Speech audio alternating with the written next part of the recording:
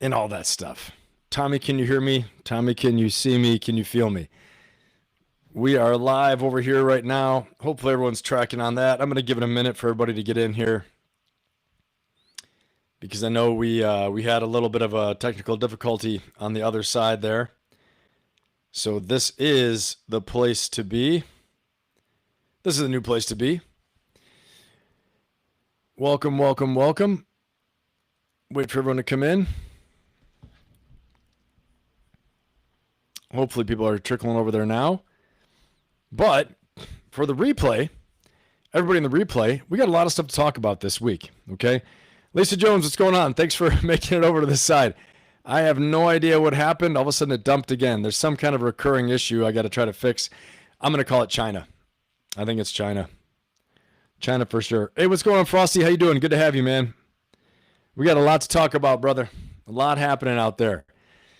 We'll wait a minute for everyone to start trickling in, but, you know, big news out there.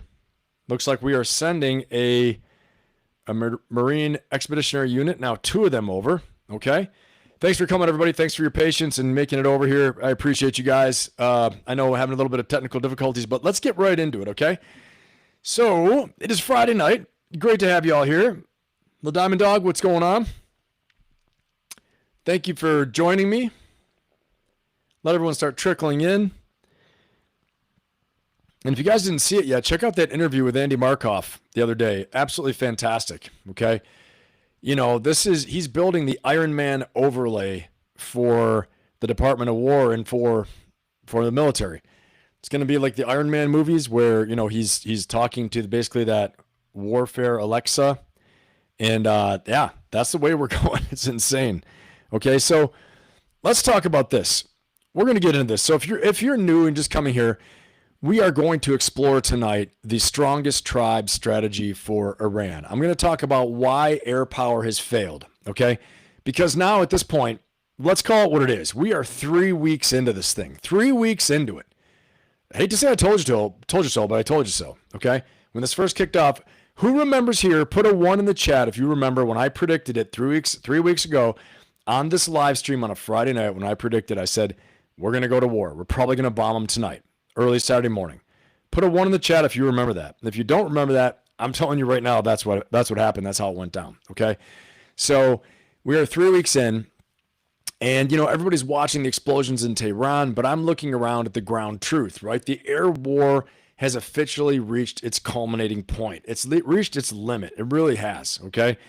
And you know, tonight we're breaking down what I call the strongest tribe thesis, the strongest tribe strategy for Iran. I'm going to walk you through that. We're going to go through some maps, all kinds of stuff. Just in case anybody's wondering, I'm going to throw this up there for my map people right now so you can get excited about this one and just know that we've got some cool strategy coming up, okay? And believe it or not, I actually found out how to do this. All right, so check this thing out, all right? So we're going to walk through some of this terrain, the Zagros Mountains, all of this, little teaser for you, okay? We are going to do all of this and talk about it, all right? We're going to go through all that, and that's going to be really great because I'm going to walk you through exactly what the strongest tribe theory and strategy means, where I think we should build up our beachhead and our combat power in Iran and in Western Iraq, and then how exactly we can get the regime to change, okay? I'm saying this, the reason why is, unless President Trump changes his goals, his political goal, okay, of regime change, of unconditional surrender, then this is what it's going to take. Let's go. I'm not trying to talk about what should be, but what is, and how do we do this? How do we do it right, okay, if we're going to do it? You know, is there a right? I don't know. Well, one right way is minimize U.S. casualties, minimize Iranian civilian casualties, okay? But there are a lot of second and third order effects of all this thing. A lot of fallout can happen. A lot of bad things can happen. And I'm going to give you my best military mind strategy, my best military strategy to carry this thing out, okay? But before we do that, we lost a legend. We lost a legend, Chuck Norris, okay? Moment of silence for Chuck Norris. Chuck was an amazing guy, amazing man, right? He was a veteran of the U.S. Air Force and 6-time world champion in kickboxing, basically. Okay, world champion, knew Bruce Lee, all this stuff like that. and by all accounts, a fantastic, fantastic dude. And we could use us a little more Chuck Norris. I can tell you that much. Okay, we could definitely use a little more Chuck Norris around here. And just in case we're wondering about that, let's find a little Chuck Norris here. This is what I'm talking about right there. That's what we could use. We could use a little more of this right about now. Right about now, that's what we need. That is what we need, damn it. We need Chuck. Chuck, we need you. Come back on that motorcycle with the missiles and get in there and make it happen. This is what we need to have happen. We bring Chuck back, all right? But I digress. We're going to get into this in a minute. My mic is booming right now. This thing is like maxed out. No matter how much I turn it down, the distortion continues. Heavy distortion, all right? Call your friends. Tell them to get in here. Like, subscribe, share it with them. Get them in. We're going to have a great time tonight, okay? Here's the cadence. If you're new here, welcome. Great to have you. Welcome to the best chat on YouTube. Many people have said that. It's not me saying it, but people show up here and they say, wow, this is the best chat on YouTube. Super intelligent, super cool. You can debate, you can talk and argue. No one flips out. No freakazoids in here, okay? Pretty awesome. And that's from all you guys in the chat. You guys are the best. I am just the one setting up the entertainment, okay? So the real stars of the show are in the chat, and I'm proud of you guys. It's awesome to be here with you. But we're going to talk about Chuck Norris. We're going to talk about his leadership lessons, okay? A lot of stuff to take away from a guy pretty much lived a life scandal-free, if I could say that. Pretty much lived a life that a lot of people admire. He became a meme for toughness, for grit, and all those things. We're going to talk about that. Then our second act, we're going to talk about the strategy of the strongest tribe in Iran. And how do we do that? Amphibious landing, beachhead, building up combat power. I'm going to walk you through, if we're going to do it, if we're talking about regime change, if President Trump won't back down off unconditional surrender, if we got to go, okay, then this is how you do it, all right? Now, we will talk about casualties. We'll talk about all the stuff like that too. We'll talk about political support and the issues with it, okay? But I'm giving you what I think would work there, if we can say work, all right? So just, bear with me, but we're going to talk about that in the second act. Third act, you guys know. If you guys are the veterans here all know. We're going to talk about the leadership lessons of South Park. And if you're new here, you got to stay to the end. I've got a doozy for you guys tonight. I've got a real doozy. I'm not going to lie. I've got a lot of clips, very funny. It's our comedy section, okay? We do about a 30-minute kickoff for the weekend. Third act comedy. We're going to laugh our brains out, have a great time. Stick around for that, okay? Because we're going to talk about a lot of serious, heavy stuff. And then we're going to have a good, fun kickoff before we go into the weekend. But I got some good ones. Some ones I haven't even watched. I only saw a little bit, and I said, okay, I'm going to react. I'm going to react with the audience. I'm going to react with you guys in the chat on this as we play it. So let's get right into it. Again, like, subscribe, and share. Get people in here, okay? And again, I'm always surprised. We have only about 15% of the people that watch actually subscribe. Nothing's going to happen to you. It doesn't cost you a damn thing. You subscribe. That way you get alerted for my kooky lives when they sometimes don't work, sometimes do. All right. But you'll get alerted. Ben's live again. All these things like that. All right. And so anyway, it's awesome to have you guys. Let's kick this right off. Let's get into this. And we are going to talk about Chuck Norris a little bit. Okay. Because I think he has some great lessons for all of us really to learn, quite honestly. And so let's get a little bit into Chuck here. And let's talk about some of the great stuff that he has done. And here's one of them. Here's one of the great things he's done. This is awesome.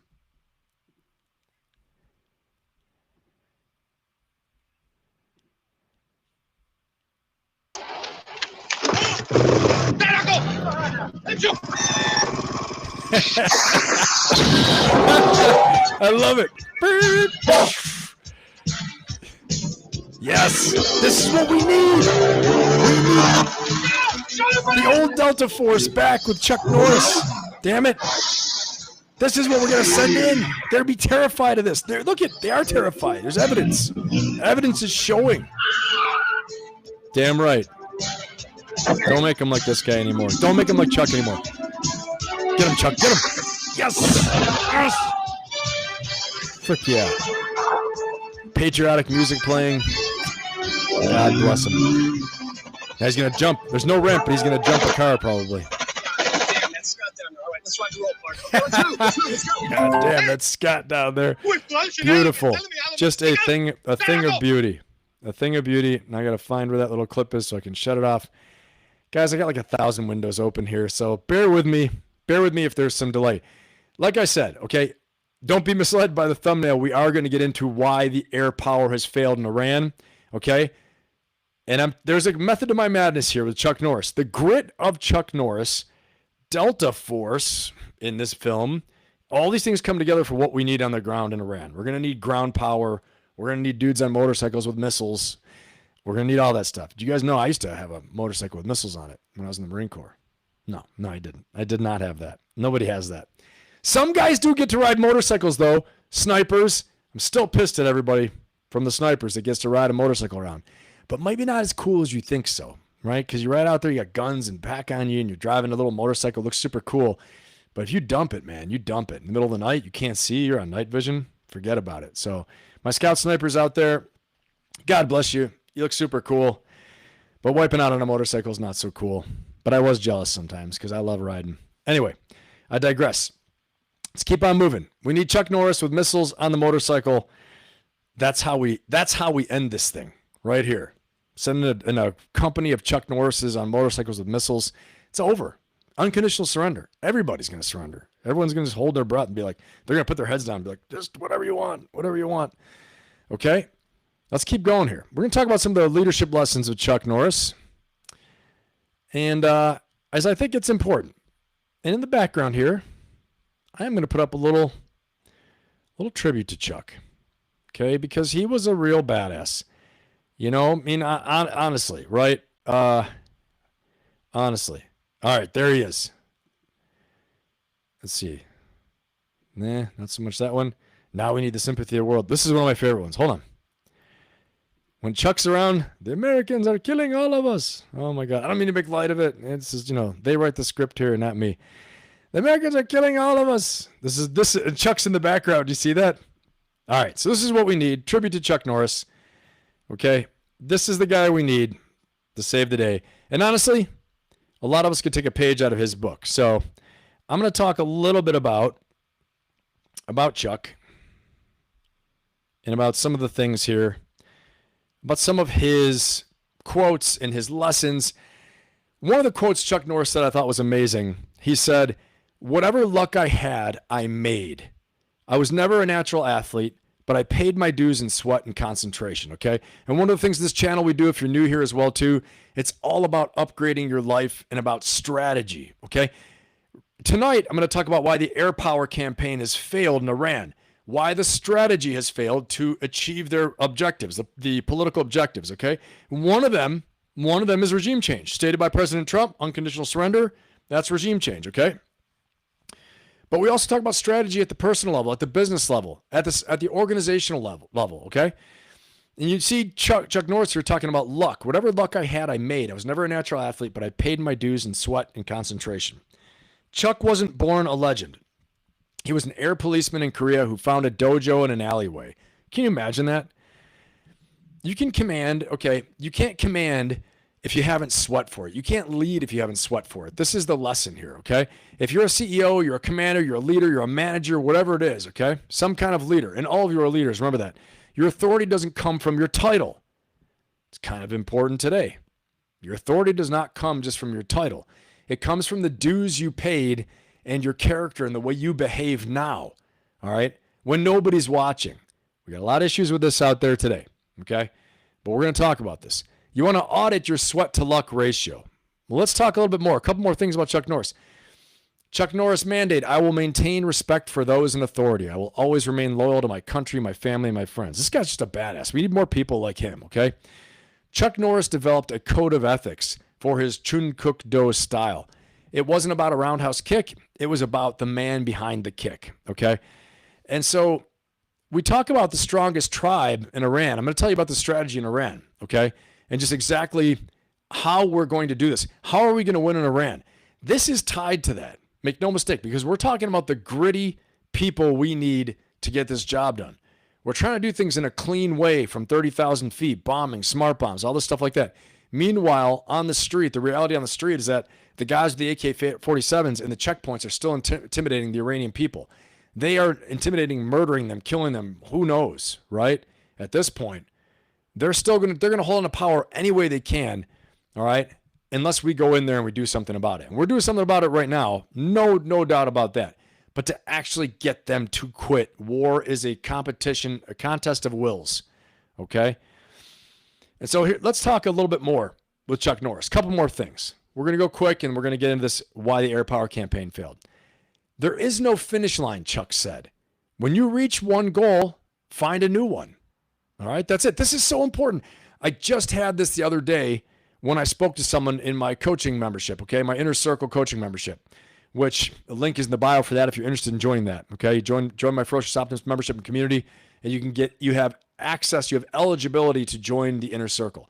But someone said, is this a thing where you achieve a goal and then you feel depressed, you feel down, like your whole quest is over? It is a thing. Chuck Norris just said it. There's no finish line. When you reach one goal, quickly find a new one, okay? He didn't stop at karate. Chuck Norris went on to acting, then philanthropy. Kickstart Kids was his charity. He became a global symbol of invincibility. Right? Everybody loves that. This leads us directly to the Iran air war failure so far. The Pentagon saw this as the finish line, right? Finish line really destroying the missiles, things like that. But they forgot that warfare and leadership has no finish line, okay? Especially when this Iranian regime is just trying to survive. So we're going to get down to the ground truth in a minute, but I think this is so important to really talk about some of these lessons from Chuck Norris, okay? And here are some of his lessons, right? Here's some of the leadership lessons from Chuck. The power of personal discipline. Before the fame, Norris was a world-class Tang Soo Do and karate champion. His leadership, he said, starts with mastery, self-mastery. He famously practiced a never-quit work ethic that translated from the dojo to the film set, okay? You can't lead others till you effectively lead yourself. You got to remember that, okay? And I'm going back into it again. Leadership on the ground is different than leadership at 30,000 feet, okay? The Marines that are steaming to the Middle East, that are on their way to the Persian Gulf, now it's 11th MEU and the 31st MEU, this type of leadership on the ground, this type of killing that's going to be done, this fighting is going to be up close and personal, all right? Lots of danger. We're going to pay a higher cost. All those things is true, okay? But you first of all have to have personal discipline in all things, all right? So whatever battle you are in right now, take a page from Chuck right now in this personal discipline, the never quit work ethic, okay? Number 2, adaptation and evolution. Norris didn't just stick to one style. He founded his own martial art, Chun Kuk Do, now the United Fighting Arts Federation, okay? He took what worked and put it together into something new. This is so important in business, battle business, and life. Take the different parts that work, create something new, synthesize something new. That could make you a multi-millionaire, right? Great leaders are not rigid. They evolve their strategies based on the environment that needs their team. Next, the code of ethics. I always say character is so important. If you want to be a leader, you have to behave your way into the position, okay? So crucial, all right? Chuck Norris's code of ethics.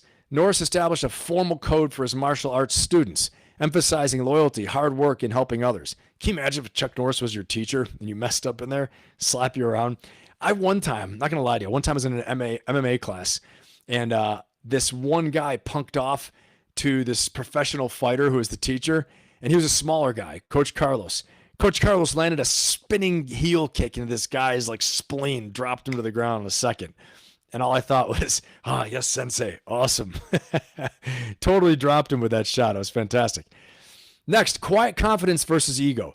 This is huge. This is huge, especially in today's context, okay? Quiet confidence versus loud ego. Let's take a look at old Chuck Norris here. Take a look at him, right? This is quiet confidence. He's not saying a lot. In fact, I'm going to show another little clip here of Chuck blowing stuff up. Quiet confidence versus loud ego. Let's look. Here is quiet confidence. It's not even. Oh my. Yes. Yes. Oh, the reverse friggin' missile. The reverse missile. Yes.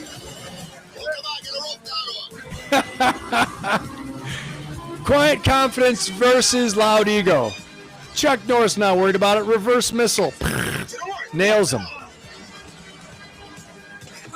Stuart, close the door. Let's go. Who's this bird? Let's get out of here.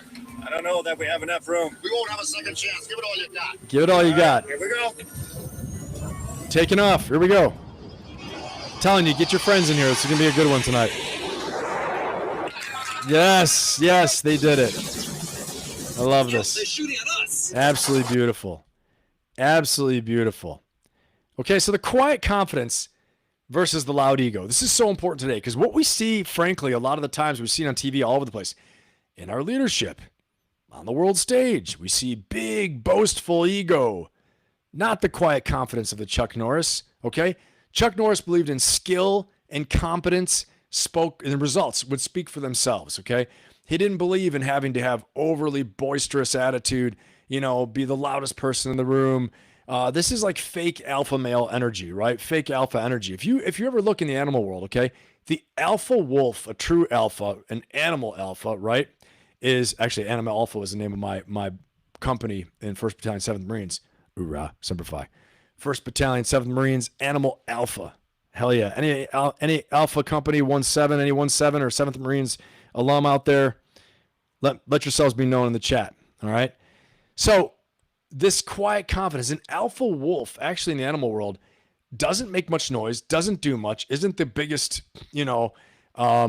isn't the one making all the noise. Also, it's just the strongest one, the best one at protecting the pack, right? The best one, the strongest. They can freeze everybody in the what do you call it? The friggin' wolf pack with just a look. Okay, so that's like alpha energy, the true masculine energy of being strong and being secure and being confident and protective, all those things like that. All right, this was Chuck Norris. That's why I'm bringing it up. Everybody's different, okay? Everyone's different. I'm not saying you have to be like Chuck Norris, but we could all take a page out of Chuck Norris's book, okay? Even the ladies out there, for sure, too. You want to be able to shoot missiles off a motorcycle, for God's sake.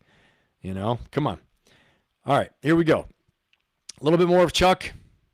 We're going to get back to his iconic picture here. Need to put it up on the screen. Tribute to Chuck Norris.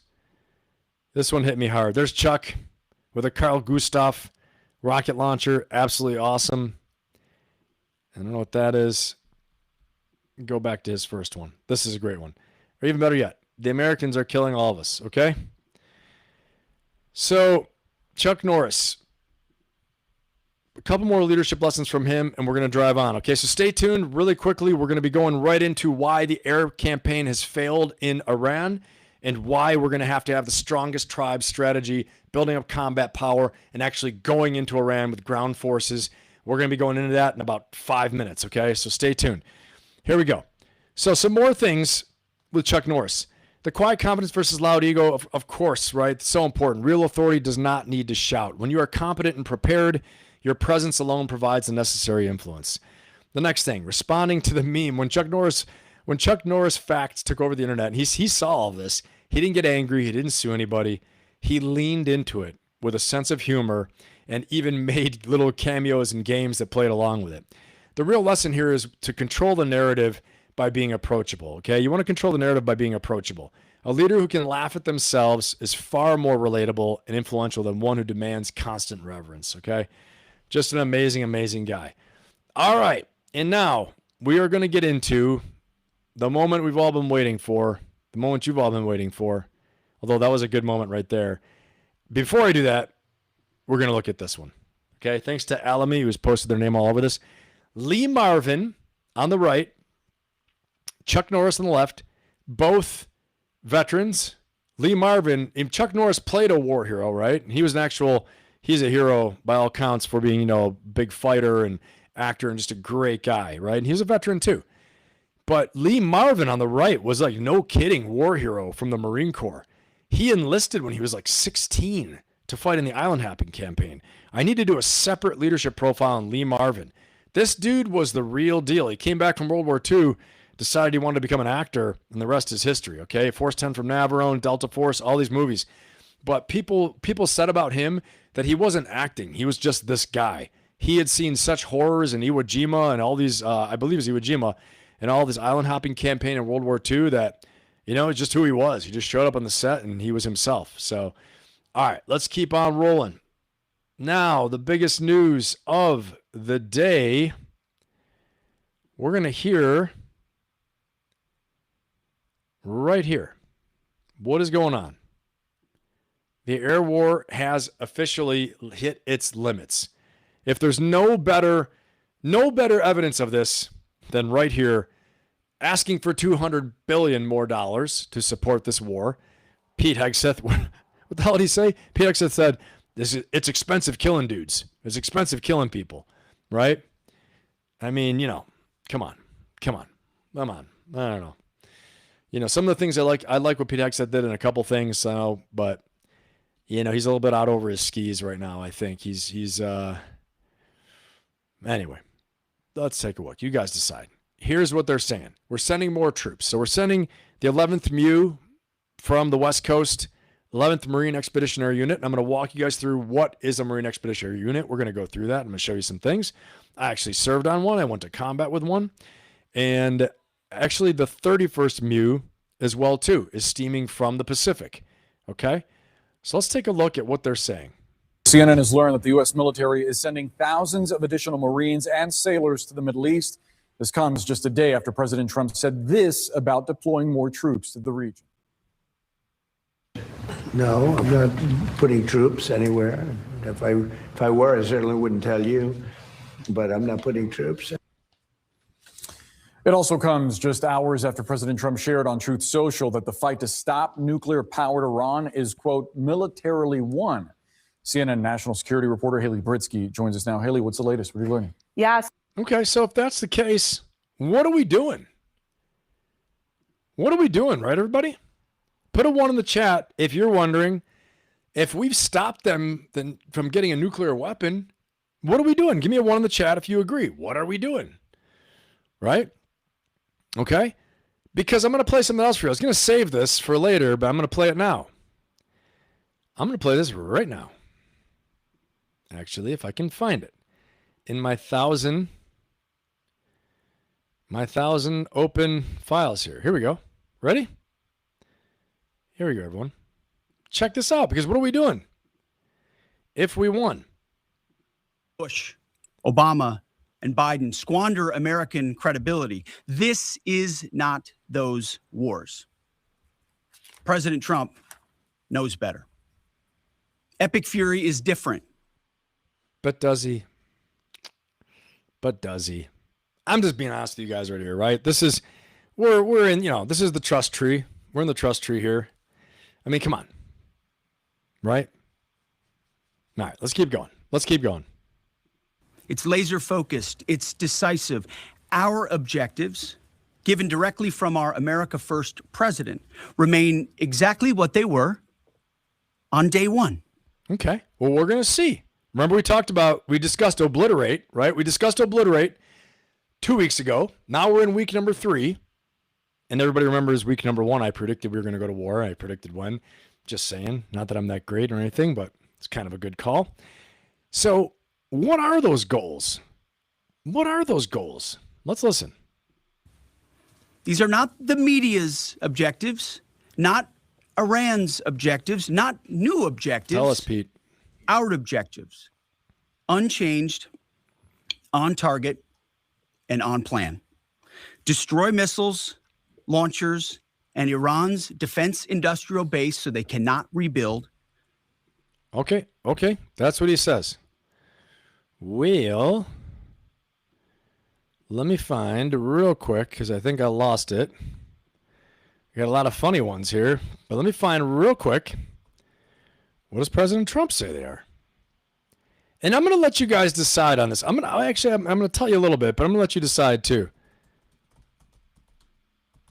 Because on the first day of the war, President Trump, he basically, the first day of the war, here's what he said. A short time ago, the United States military began major combat operations in Iran. Now, I want you guys to pay attention because I'm comparing and contrasting what everybody's saying the objectives are. And I want you to listen, because the first thing President Trump says, and we know this about leadership because I teach leadership. I teach it to CEOs, executives, founders, teams, you name it, okay? Professionals, individual people, because you got to lead yourself first. Like Chuck Norris said, lead yourself first, self-discipline, self-mastery, all that stuff, okay? When you communicate something, people take it as a priority. So listen to the priority. Listen to the first thing he talks about. Our objective is to defend the American people by eliminating imminent threats from the Iranian regime. Oh, okay. You put a 1 in the chat if you believe that sounds like the Iranian regime is the threat. Eliminating imminent threats from the Iranian regime. Okay? That's the first thing I heard. I didn't hear eliminating, first words matter, first words, the ballistic missile threat from the Iranian regime. I didn't hear eliminating the nuclear weapons threat from the Iranian regime. This is a smart man. I don't care what anybody says. President Trump's a smart cat. He's very cunning, too. And he's shrewd and all those things like that.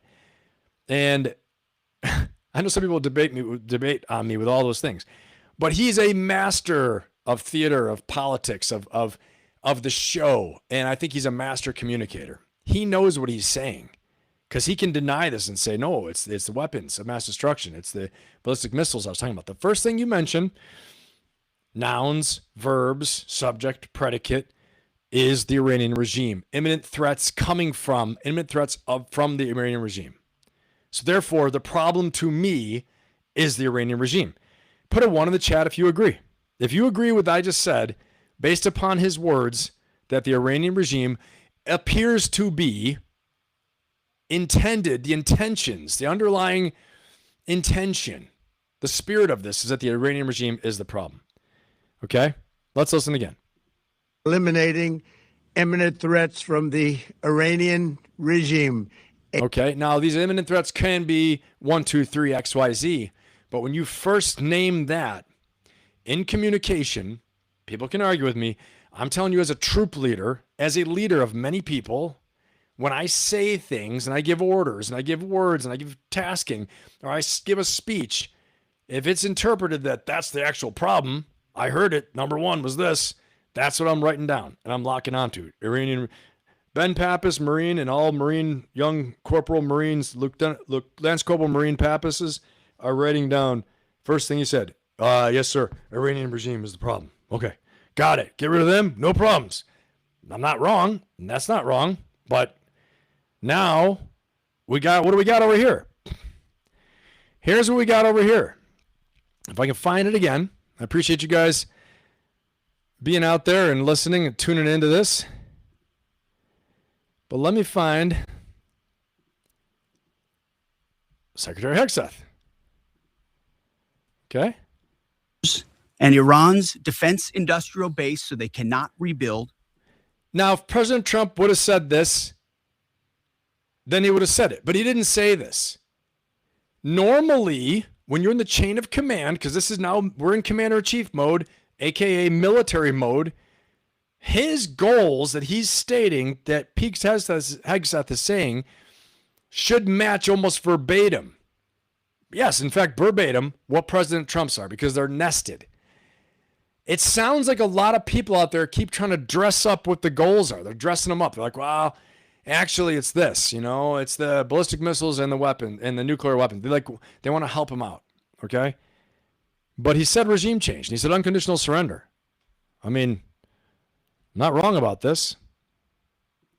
Destroy their navy. Oh, there we go. Look, he never said that. When did he ever say this?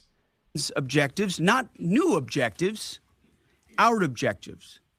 Unchanged, on target, and on plan. Destroy missiles. Okay, one more time. But here's where he said they came from. Here's where he remain exactly what they were on day 1. Okay, exactly it's what they decisive. Epic Fury is different. It's laser focused. It's decisive. Our objectives, given directly from our America First president. But they're not the same. I mean, call me nuts, guys. Call me so obsessive with details, right? Call me compulsive obsessive, whatever you want to say. But we're running a war on what someone's stated objectives are, right? And so our goals, as given to us on day one, you're omitting something in this case. Let's listen. Remain exactly what they were on day one. These are not the media's objectives, not Iran's objectives, not new objectives, our objectives. Unchanged, on target, and on plan. Destroy missiles, launchers, You never said and that. Iran's defense industrial base so they cannot rebuild. Destroy their navy. Never and said that. Iran never gets a nuclear weapon. Our objectives. Never gets a nuclear weapon. Yes, he said that. He said about the missiles, yes. But like they're going into real details that are the military objectives. But the one he didn't state is the regime and unconditional surrender. So is it a goal or isn't it a goal? That's my thing. And now you could say that he's giving himself political flexibility so that he can pull out. Got it. Okay, got it. But when we're asking for 200 billion more and we're committing more forces, more troops, and I get it, right? They got to do what they got to do, what they think is right. The elected officials or President Trump has the mandate. But if you don't know what your goals are, you don't know what your strategy is. Unless you're just flat out not telling all of us, which is not the way a democracy runs and not the way America runs, the way the United States runs.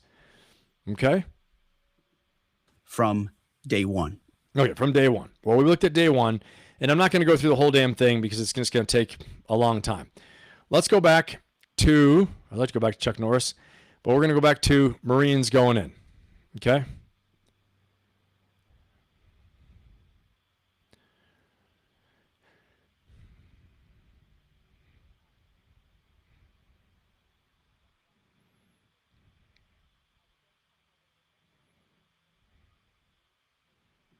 All right, I'm going to walk you guys through what a Marine Expeditionary Unit is here in a minute, okay? I'm going to show you the task organization. I'm going to show you a clip of what a MU, one of their PR pieces, so you can give a good idea what their capabilities are and what they do, all right?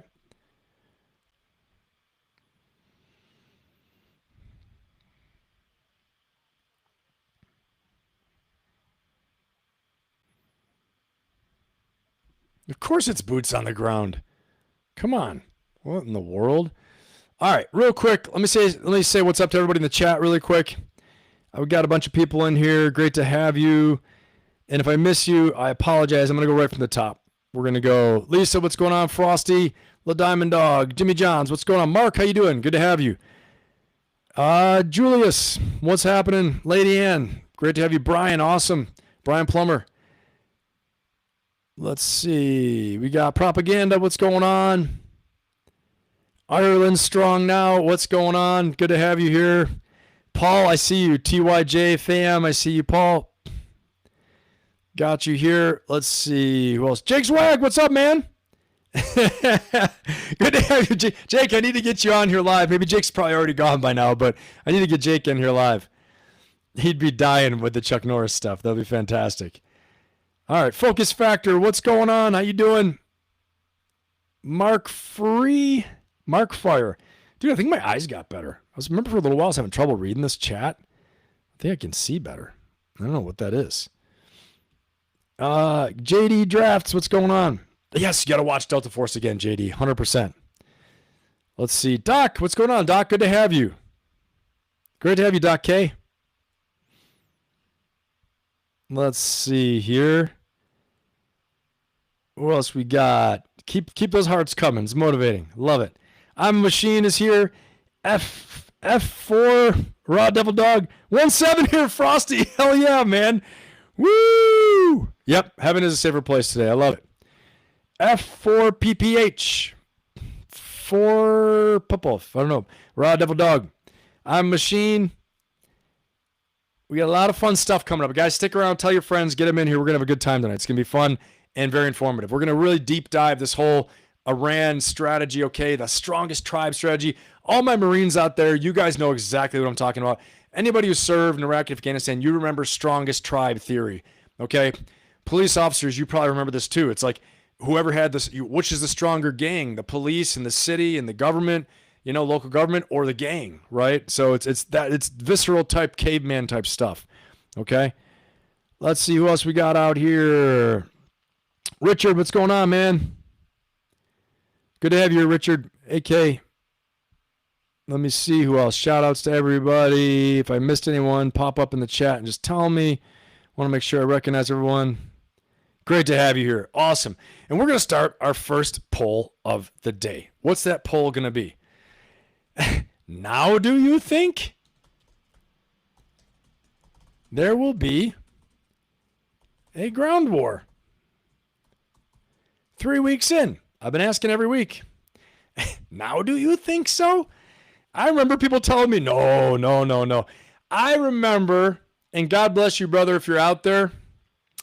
I got a comment in one of my videos saying, I think my calculus is off here. And saying, that it probably won't go to that level. And to this person's point that commented, they made a very educated comment about, using economy of force operation with special forces, which is what I'm going to discuss today too. We're going to support that. I think he's actually right about that. But the way we do it will be different than in the past in Syria or Iraq or anywhere else. Because in Iran, we need to build up some combat power. Because if we send in a massive amount of special forces, we could ask Nate over at Valhalla, ask Jay at Green Beret Chronicles, ask Jake. If we send in Green Berets, Marine Raiders, Navy SEALs, Aaron, ask Aaron Love, PJs, CCTs, who will be supporting all this. We need big combat power backup because these are light forces. If you send in even 2 ODAs or you send in 2 Marine Raider teams, yes, with some air power backing them up, they're very formidable. But I'm sorry, a ground assault with a few hundred dudes coming at you through the mountains, or even 100, you're going to have another lone survivor case on your hands. Okay, so that's why you're going to need Bradley fighting vehicles. You're going to need the tanks. You're going to need all this stuff to support these type of operations. And we're going to get into that in a second. Okay, so I want to give a shout outs. What's going on, Super Slam? Good to have you, man. Great to have you here. Everybody answer that chat for me. Answer that poll. If you are new to our chat, welcome to the best chat in YouTube. This is due to all the chatsters out here. Everyone in the community here is fantastic. All right. And that's not me saying it. That's from everybody who comes here and they visit. They're like, this is the best chat. This is just the best chat. Everyone's super smart. They're super cool. You can argue, you can debate. No one freaks out. No one's name calling. You got no real whack jobs in there. Okay. Because everybody kind of pounce on that. Yeah, it'll be wicked. Shake my head. So it's awesome. All right. Let's keep on rolling here. Like, subscribe, and share, guys. If you are not subscribed, please subscribe. Only about 15% of the people who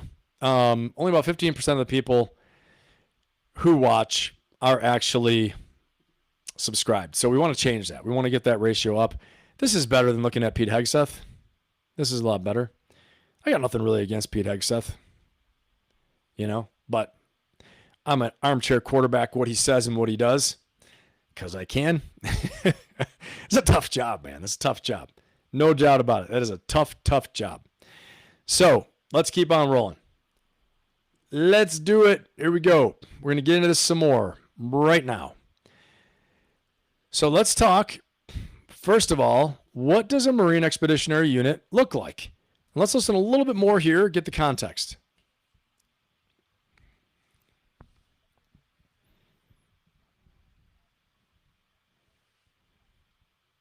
Logistics support. So they provide commanders a lot of options. A lot we still don't know about this deployment, but it certainly provides a lot of options to Admiral Bradley Cooper of CENTCOM. It also raises questions about how long this engagement might go. We heard President Trump. Interesting sidebar.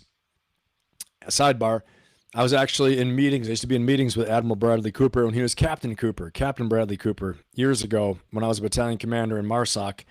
And there he was, Mitch Bradley. Now he's the big dog CENTCOM commander. It's nuts, right? So pretty cool. Let's keep rolling. Trump say it would be a matter of weeks. Now there are questions about whether this is going to be prolonged. That's right. I mean, we still don't know how long this is going to go. We hear. Yes, we do. Yes, we do know.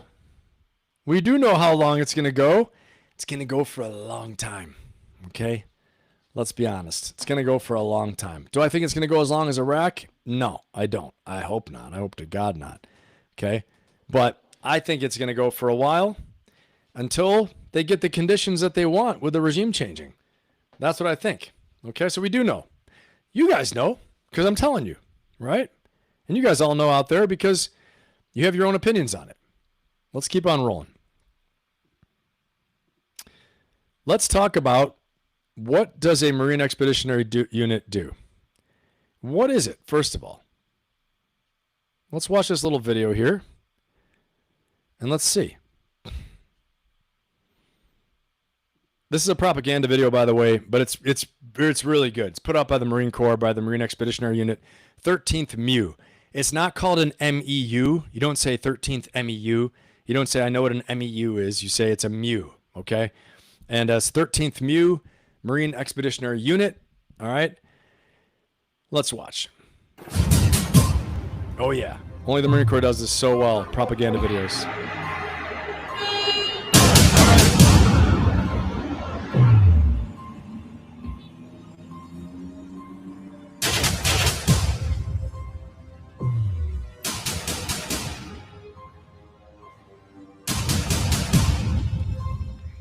When crisis hits anywhere in the world, the 13th Marine Expeditionary Unit is designed to respond.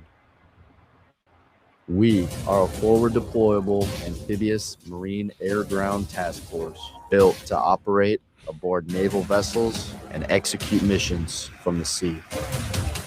Our aviation combat element gives us speed, reach, and precision. Okay, so when he's saying Embarked this... F-35s give us the competitive edge. All right, when he's saying this, okay, aviation combat unit, here's what he's talking about, okay? Just so everyone's tracking on this, I'm going to draw this over, okay? Here it is. The Marine Expeditionary Unit, the MEU, undergoes an intensive 26-week standardized pre-deployment training program that includes an exercise and a final evaluation in order to receive its certification as a MEU. The MEU must demonstrate competence across the entire range of required capabilities, be able to plan and execute any assigned mission within 6 hours of notification. There was always a 6-hour rapid planning process, 6-hour contingencies, these rapid fire missions we'd have to do within 6 hours of notification, okay? And conduct multiple missions simultaneously. Marine Expeditionary Units are augmented with selected personnel and equipment to provide enhanced conventional and selected maritime special operations capabilities. I was actually the commander of the Maritime Special Operations Force, okay? Now it's called the Maritime Raid Force, okay? And so this is the Marine Expeditionary Unit. It's consisting of a command element, okay? I'll zoom in a little bit. That's like the colonel and his staff. Then there's the battalion landing team. Okay, that's the BLT. This is the real ground combat element. Then there's a composite aviation squadron. This is what he's talking about right now. And then there's a combat logistics battalion. So of these 2,200 Marines, 2,500 Marines, really the tippy end of the spear is really going to be the ground combat element, the BLT. Okay, it's called a BLT, battalion landing team. That's going to be about 1,300, 1,200 Marines, okay, depending on the attachments they have at the time. But also, a lot of teeth are in the aviation squadron. You have attack helicopters, you've got F-35s, all these things like that, right? So let's listen some more to what he's saying, because I think it's really good education. I'm actually getting caught up on my knowledge here for what the hell's going on with the Marine Corps. Let me just find, here it is. All right, we're going to rewind a little bit. Here we go.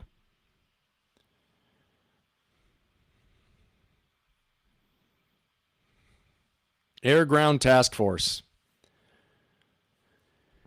So one thing about the Marines I always said is that the Marines operate like a little miniature armed forces. They got their own aviation, their own logistics. They have the Navy they work with, and they have their own Army, right? So it's the Marine Air Ground Task Force, the MAGTAF. You'll hear that. Very powerful. It's a combined arms task force, right?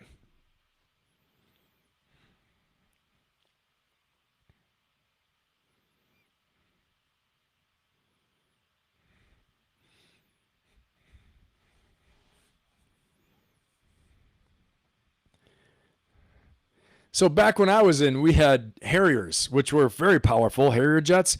F-35s, though, F-35s, man, Marines out there today, you guys got it going on. I'll tell you what, F-35s, forget about it. With the Marine Mew, this is nuts. Super powerful.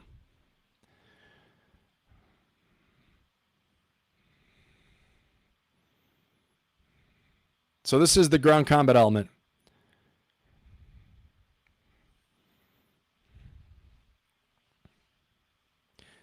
This is what's heading to Iran. This is what's heading there. Okay, capable of seizing Karg Island? Yeah. Capable of seizing, with enough of them, Bandar Abbas? That's one of the... Okay, this right here is one of the scariest things you could ever do. Watch this. Okay, that is a tank, basically, operating on something called the Archimedes principle. Okay, so what that is in physics, the Archimedes principle is saying that something hollowed out like this, even though it's metal and heavier than water, because it's hollowed out, it will not sink. Now, we tragically, about 5 or 6 years ago, one of those sunk with 20 Marines inside, and they all died. Okay, we call it splashing tracks. When you splash tracks, I'm going to tell you something. Any Marines out there, give me a 1 in the chat or give me a fire symbol in the chat. Any Marines out there, if you splash tracks before. Let me tell you something. Let me tell you something. I'll tell you something. You can jump out of airplanes. You can do all kinds of crap. This thing right here, they're in deep water. That's not the beach. Right there, that picture, they're in deep water.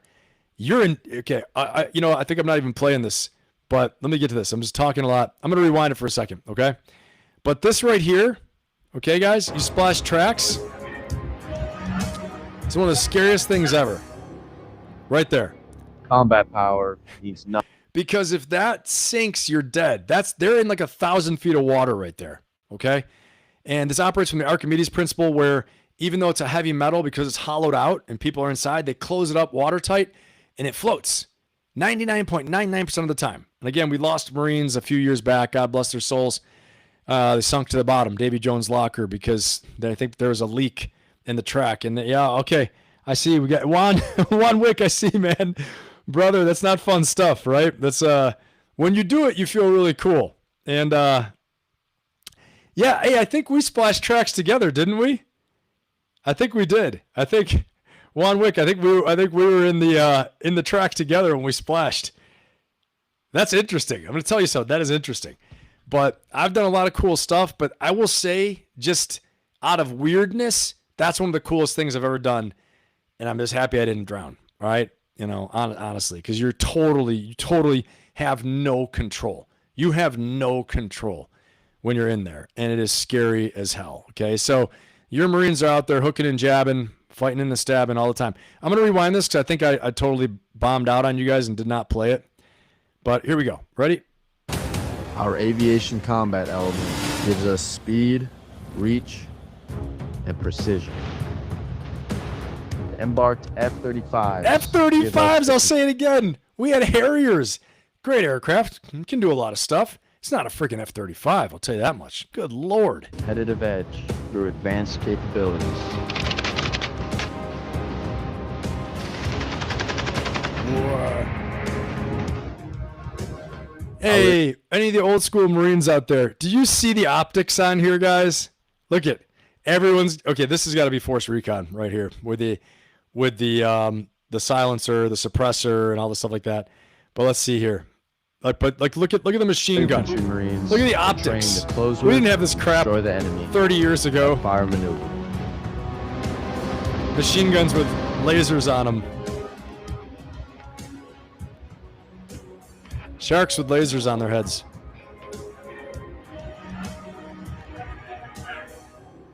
There it is. Oh my Combat God. power means nothing without sustainment. Our logistics combat element keeps the fight moving. Now, I will say, he said combat power means nothing without sustainment, okay? Here's the truth. And this is going to go into the whole strategy. I'm going to talk about the strongest tribe strategy. Why are we talking about this right now? The purpose of this video, for anyone's just joining us, okay? This is a part of how we're going to do a ground invasion into Iran, how we're going to have a ground war and actually to overthrow the regime, okay? How it's going to happen. This is how I think it can happen. I'm not saying that I want this to happen, but I'm looking at not what should, but what is right now, okay? We said unconditional surrender. I'm going to play a clip for you. President Trump said no ceasefire. Okay? We want to flip the regime. President Trump's first thing he said in that video clip I played was the imminent threats coming from the regime. Yeah, Secretary Hegseth is dressing that up, saying ballistic missile sites, weapon production, nuclear sites, Navy. Yeah. President Trump said threats coming from the regime. And he said unconditional surrender. And he said all these things, okay? So what I'm saying is you're not going to get rid of that regime until you go in the ground, you dig them out, all right? And we're going to talk about how you do that.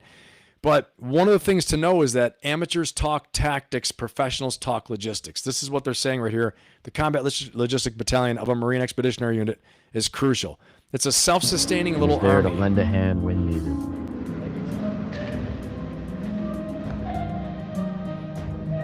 Our command element integrates every capability of aviation, ground, and logistics into one cohesive force. And the point of this, okay, is this super sexy looking at all these guys with computers and all these girls with computers, female Marines, male Marines, all these Marines, they're all Marines with computers. No, but the point is this. This isn't just, super secret squirrel door kicking. This is a deliberate planning headquarters that can do complex operations, okay, that does precision strike, does precision intelligence, all these things like that. So, the Marine Corps, I'm Marine. I'm biased toward the Marine Corps, but I'm going to tell you, the Marine Corps does a lot of things right in the human domain, in the Chuck Norris domain. That's what makes the Marine Corps different. They have those Chuck Norris ideals. Like they focus on that first, technology later, okay? So the fact that they have all this technology, planning, computers, all stuff like that, AI, just tells you how serious they are about the profession of warfighting. Let's keep going here. Damn it, the Marine Corps should pay me for this little promo, don't you think? What the hell? All my fellow, that's right, Juan Wick, it was Malaysia, that's right. I think I remember looking with you guys, looking at each other like, here we go. And then we survived. Dude, unbelievable, man. Unbelievable.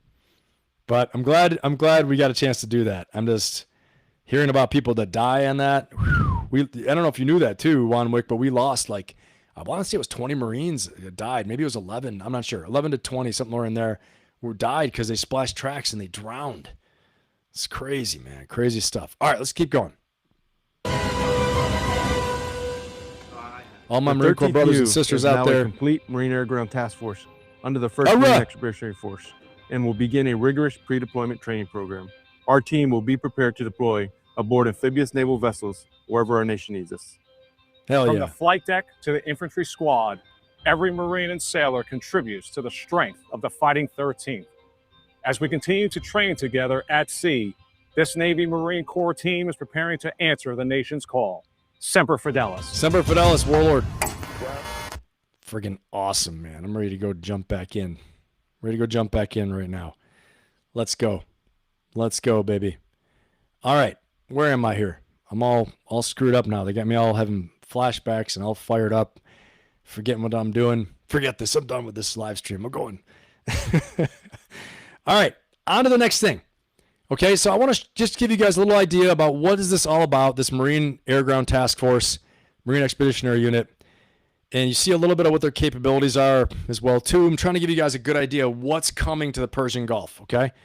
And let's see another task organization. So there are 4 types of Marine Air Ground Task Forces, okay? 4 major types. Number 1 is the Marine Expeditionary Force.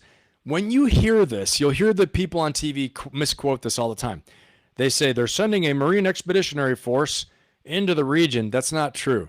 The MEF is what they sent in Iraq, like the major invasion, okay? The MEF is going to consist of, probably 10,000, okay, Marines going in. That includes 1st Marine Division, 2nd Marine Division, right? 1st Marine Expeditionary Force, 2nd Marine Expeditionary Force. A whole division is going, right? So that's a whole nother ballgame. So we're talking a whole division is, 3 regiments, okay? And those 3 regiments, and I might be off. You guys tell me if I'm off, but it's about 9 battalions, anywhere from 9 to 12 battalions, depending on how many regiments are in the division. So we're talking a ton of Marines going in, and that's just the infantry. On top of that, these are all battalion combat teams type of setup, right? And so they go in with all their attachments, tanks attached, logistics attached, or separate, and they attach them when they're out there. But this is a large, large force. This is for major war fighting. That's not what's going in there. Okay? Expeditionary Brigade is, the downsize from that. And then you see the MEU is number 3 on the list. So they're sending one of the smallest ones they can send, the MEU. Now, the MEU is agile, hostile, it's badass, okay? A special purpose MAGTF is actually what, I think Juan Wick and I were on before, and that's like a miniature MEU. It's like a miniature MEU that goes out there, okay? And I was actually with the 11th MEU, went to combat with the 11th MEU, and when we went ashore into Iraq, we still stayed as a MEU, but then eventually we kind of broke apart because of the requirements of being on the ground. So it's very, very versatile. All right. I just want to show that to you guys. Here you go. Marine Expeditionary Unit, 2,200 Marines, 4 deploying amphibious ships commanded by a colonel. The MEF, Marine Expeditionary Force, 35,000 to 55,000 Marines, commanded by a lieutenant general. It's a whole nother ball game. Okay. A whole different things. So we see this as the MEF, 35,000 to 55,000 Marines commanded by a Marine Lieutenant General. This is the MEU, Marine Expeditionary Unit. This is what's going to the Persian Gulf. 2 of them, 31st MEU and the 11th MEU, 2 different ones. So about 5,000 Marines heading out that way, 4,500. Okay. And that's heading out to the Persian Gulf now. All right. Let's talk about, get more and more deeply into why the strongest tribe strategy is what is needed.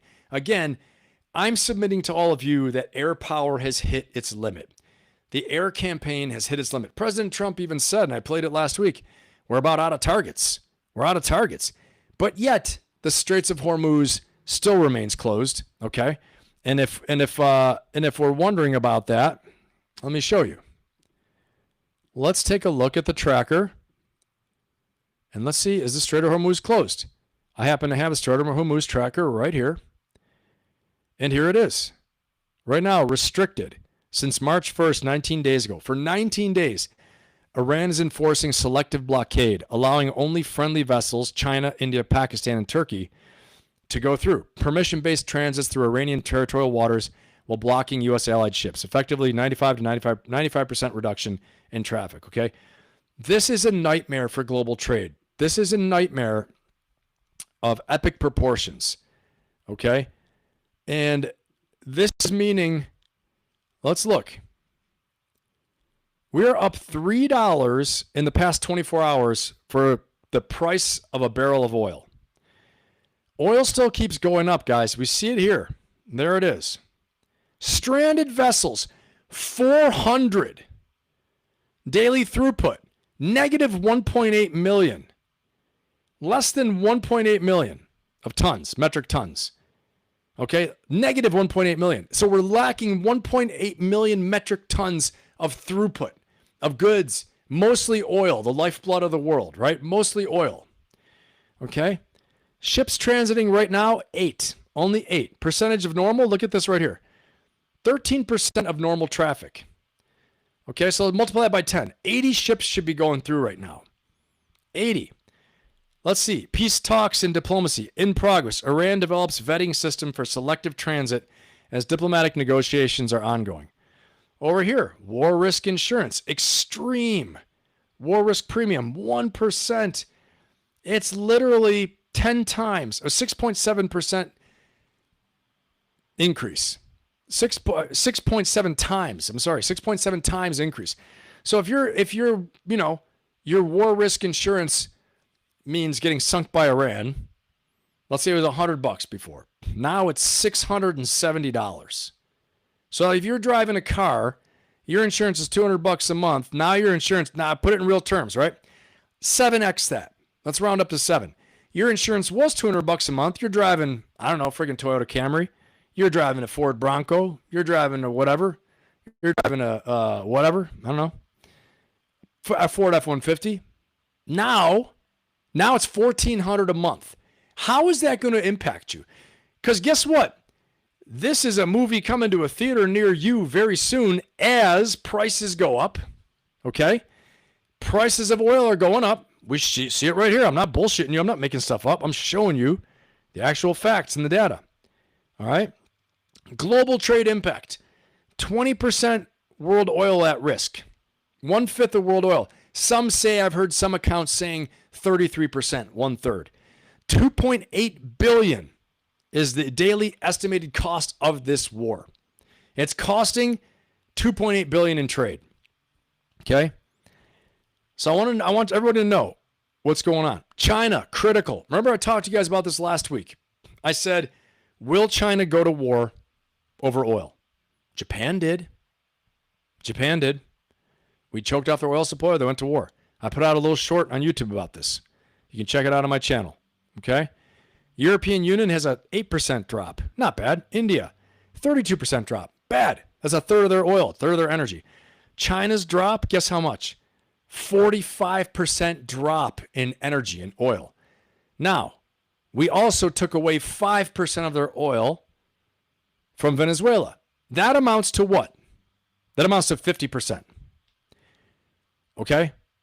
So China has big oil reserves. I've heard this. I don't know if it's true. I know they're pushing for nuclear energy, all these things like that. But I'm telling you, we are putting a master play on China to choke them out. So there's more than just Iran at play here. Okay? I don't know everything, but I know some things. All right? Natural gas supply intact, 20% at risk. There's a lot happening here. Let's take a look at this tracker. I got another one for you guys. Let's take a look at the maritime trade traffic. All right, everybody see that? Give me a 1 in the chat if you guys can see that. And if you're listening right now, just take a look at your screen real quick. Okay, give me a 1 in the chat if you guys can see this. I want to make sure everyone's tracking on this. And I'm going to zoom in a second. All right? Okay, awesome. Give me a 1 in the chat if you guys can see this one. Make sure everyone's tracking on this before I zoom in. Okay, awesome. Thank you, Farrell Wildflowers. Welcome. Good to have you. Helter Zeltzer, Nick, what's going on, man? Good to have you.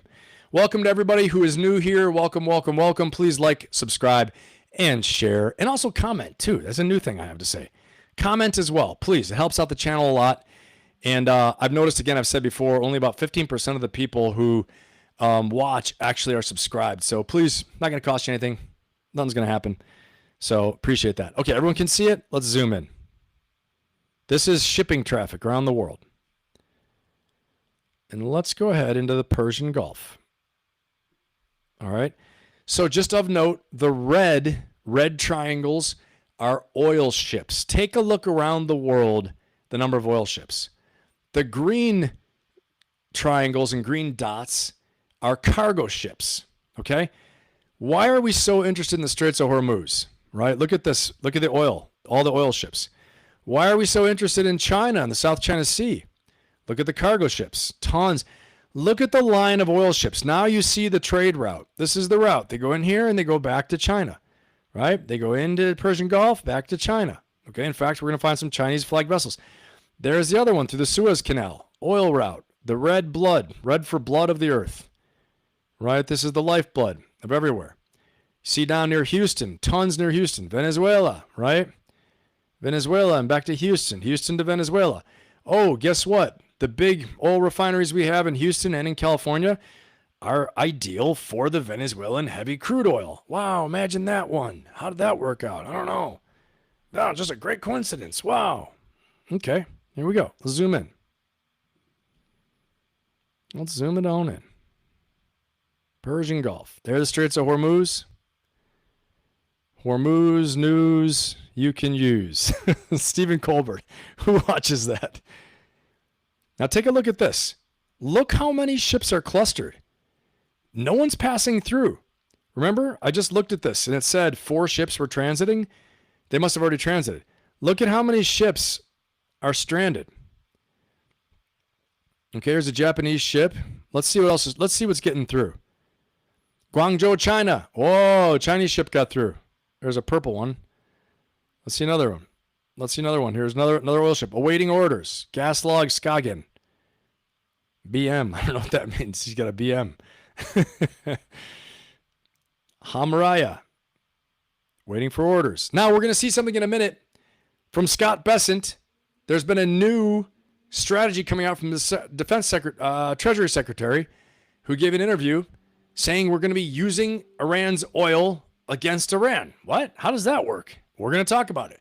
We're also going to be using Russian oil against Iran? I don't know. We're going to talk about it. I'm going to show you, okay? A lot of stuff's happening. So you tell me, you put a 1 in the chat if you think a lot of this has to do with economics. And you put a 0 in the chat if you don't, okay? Tell me. And I'm going to get in the chat in a minute, and I'm going to talk to you guys in a second here. But let's look. All the way up to Kuwait, Iraq. We got Iraq. Let's see. The only one we've seen really getting through so far, because they have to say where they're going and where they're flagged when they put their identification system on. There's China, Guangzhou, China. Let's see over here. Singapore, awaiting orders. The Ocean Loyalty. Muscat, Oman, awaiting orders. For orders, Austria, Indian Ocean. Let's see where this one's going from. Let's track who's gotten through. The vectors going towards China. UAE got through. Okay. Nothing here. I'm wondering if I could rewind and see. But what is it supposed to look like, everyone? Here's what it's supposed to look like. It's supposed to look just like it looks over here in the Suez. Let's go down here and take a look, okay?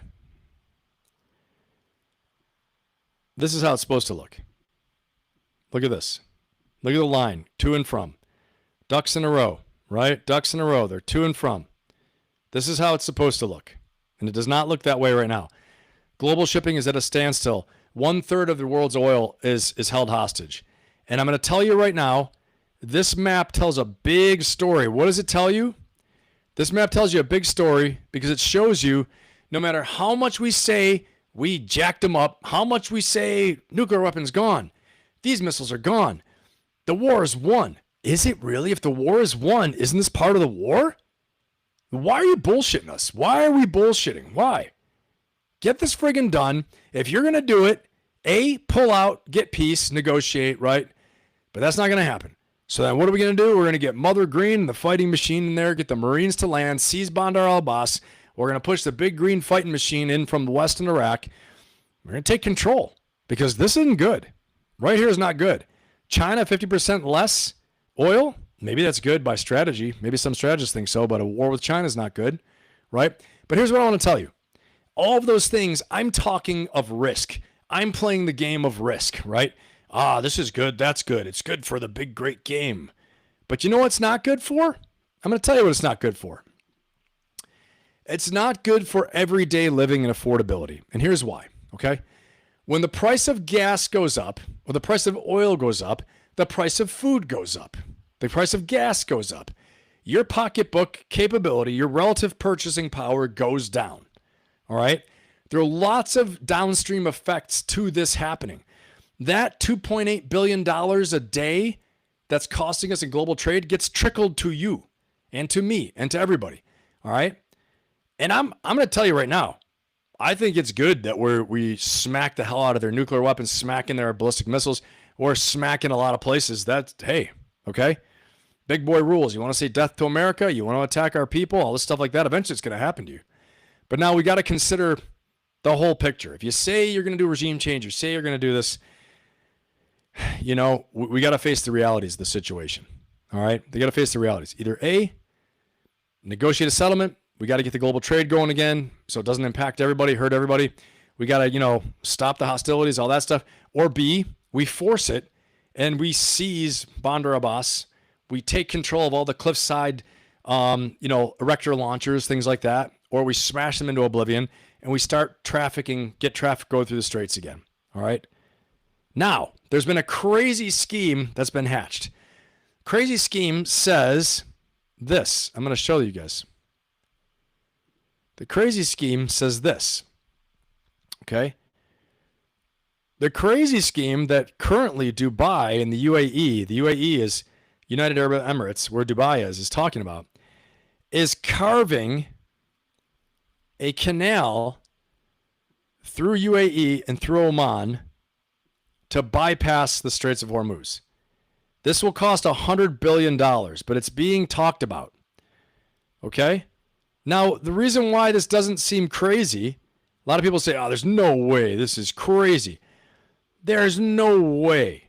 So many people would say that, right? I'm going to show you why I don't think it's crazy. I've spent a lot of time in Dubai, been there many times, because everything you see here is man-made.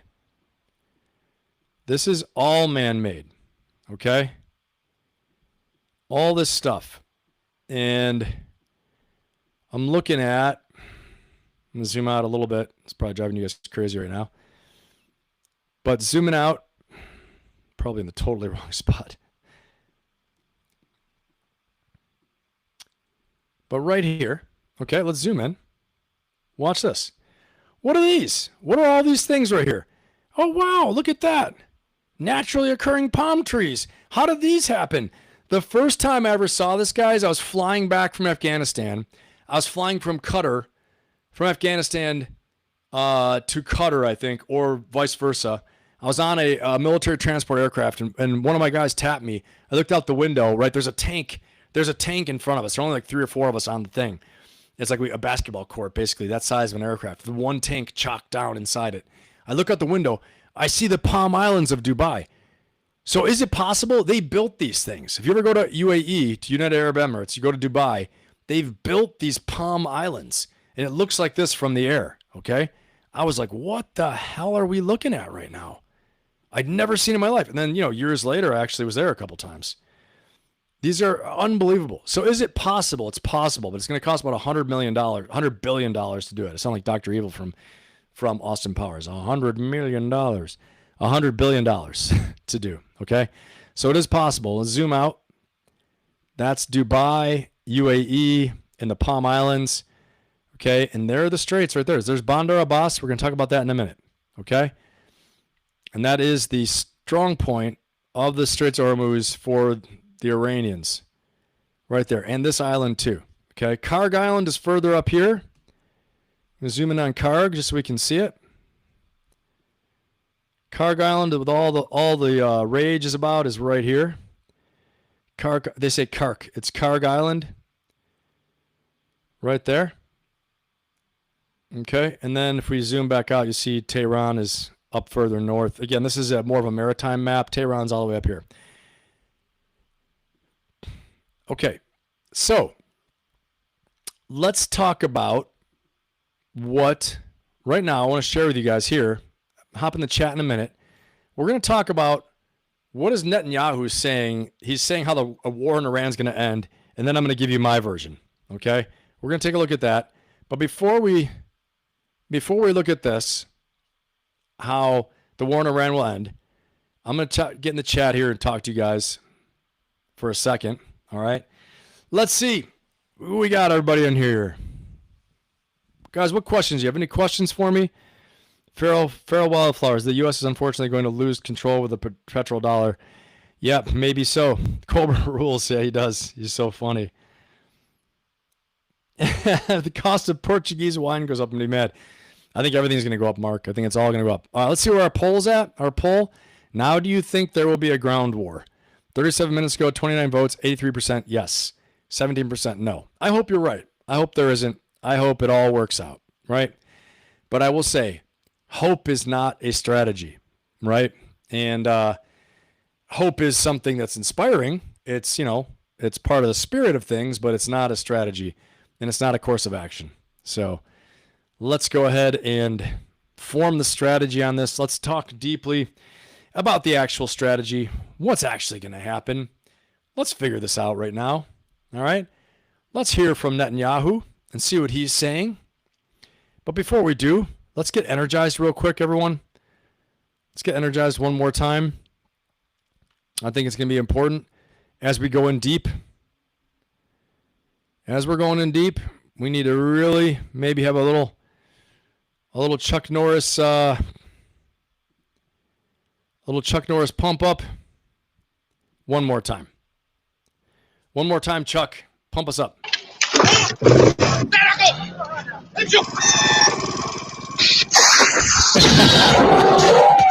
This is what we need. This is what we need, everybody. Right here. Get him, Chuck. We need Delta Force to go in with missiles on their motorcycles. Damn it.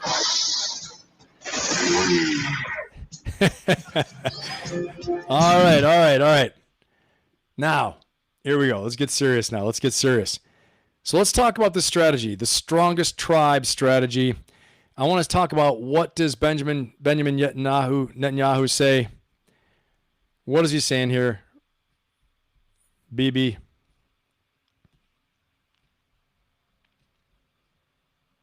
There we go. As Iran's oil fields continued to burn after an Israeli attack that triggered Iran to... Now, I'm going to say the Israeli attack on the Iranian oil fields, this is something a lot of people think was them sabotaging a possible negotiation coming up, okay? And we're going to talk about the tie to using Iran's oil in order to reach some type of stability, okay? Some type of situation where we can have a ceasefire, maybe get back to normalization, maybe Iran makes some changes. Saudi Arabia, Israel wants this thing to continue, by all accounts, okay? Let's see. Retaliate against oil facilities, the U.S. is speeding up the deployment of at least 2,200 Marines to the Middle East, according to two people familiar with the decision. Part of their mission is to secure the Strait of Hormuz, the maritime corridor for 20% of the world's oil and gas that Iran is trying to close. U.S. forces are now bombing intensely Iranian military posts in and near the strait. Israeli Prime Minister Netanyahu said the world should thank Israel and President Trump for confronting Iran. Many Americans do believe that Israel dragged the United States in this war and is now pulling the rest of the world along with it. How do you see this ending? Well, I think we have concrete goals, how to do it, how to end it. We want to, as I said, decimate the ballistic missile program, which we're doing, decimate the nuclear program, which we're doing. I think that those are goals that are achievable, but I'm not going to put a schedule or a stopwatch on it. There are oil fields around the world that are burning. Gas prices are going up. The war is popular here in Israel. It is not popular with many Americans. So my question was, how do you see this ending? Not why, not even when. What do you imagine the day after will look like? Well, we have achievable goals, and I'm not going to speak about the full battle plans that we have with the United States. We're well coordinated with them. Adding, Israel wants new alternative routes for the flow of oil in the Middle East that go through Israel. That is definitely possible. So I see that as a real change that will follow this war. But I also see this war ending a lot faster than people think. I didn't even watch this yet. I'm just watching it with you. Why do they keep saying this bullshit? Why? Why are we saying this? Come on. I think this will end a lot closer sooner than people think. It's 3 weeks, dude. And now it's okay. We are calling it a war, but Congress declares war. Like, there's just too much. I mean, it's too much. I'm going to tell you what I think again. I told you guys this before. I think they thought they were going to go in there. They're going to flip the Iranian regime. They're going to pound them, cut their head off, decapitate them. They're going to cry uncle, as President Trump said. I'm not making this stuff up. I'm reacting to it, okay? I'm politically independent. I've told you guys this before. I'm a Marine officer, right? Telling it like I see it. Having candor. Radical candor. I hate that. Radical candor. Who gives a crap? Have candor. Speak your mind, okay? Radical candor. Damn it. I fooled myself now. What? I'm having candor about this, right? And the candor is this. It's just not going to be over fast until they cry uncle. Well, it ain't crying uncle yet. Guess what? Any of my MMA people out there ever seen someone who won't tap? We've seen it on MMA. We've seen it on UFC. Some people won't tap and they get hurt. Okay? I think the regime is afraid to tap. They're afraid to say uncle. Even though President Trump said you will get total immunity. Lay down your weapons, surrender. There's no U.S. force to give him total immunity. President Trump saying that the people there will savage them, will hang them from cranes. They will murder them. This group that's there, the IRGC and the Basij militia, killed 30,000 people. 30,000. How are we thinking that this is going to end fast? Okay? I'm saying it again. I'm going to say it again. Everybody can say, you're miscalculating. You're miscalculating because that's because you haven't been in a ground fight before. Most people haven't been in one. And let me tell you something. Okay? And my law enforcement officers know this. The gang-infested neighborhoods, you might make some arrests. You might kill some people. The gang-infested conditions continue. Okay? So I'd love to hear from my law enforcement too, because it's very similar type things. People that want to cling to power, this is their survival strategy. They may as well get killed by a bomb. And in the meantime, they might get to kill some Americans and go down fighting. Like, we're not getting, this is real tribal, savage type thought. This isn't normal. We say it's irrational. It's irrational thought. They're acting against their best interest. These are not economic thinkers. They're not thinking of, oh, what is the economic best decision? In this case, if I step two steps this way, and then I slightly pivot and step two, that's the closest way to the straight line of the triangle. They don't think that way. This is emotion, raw, energy, visceral, survival, power. Okay?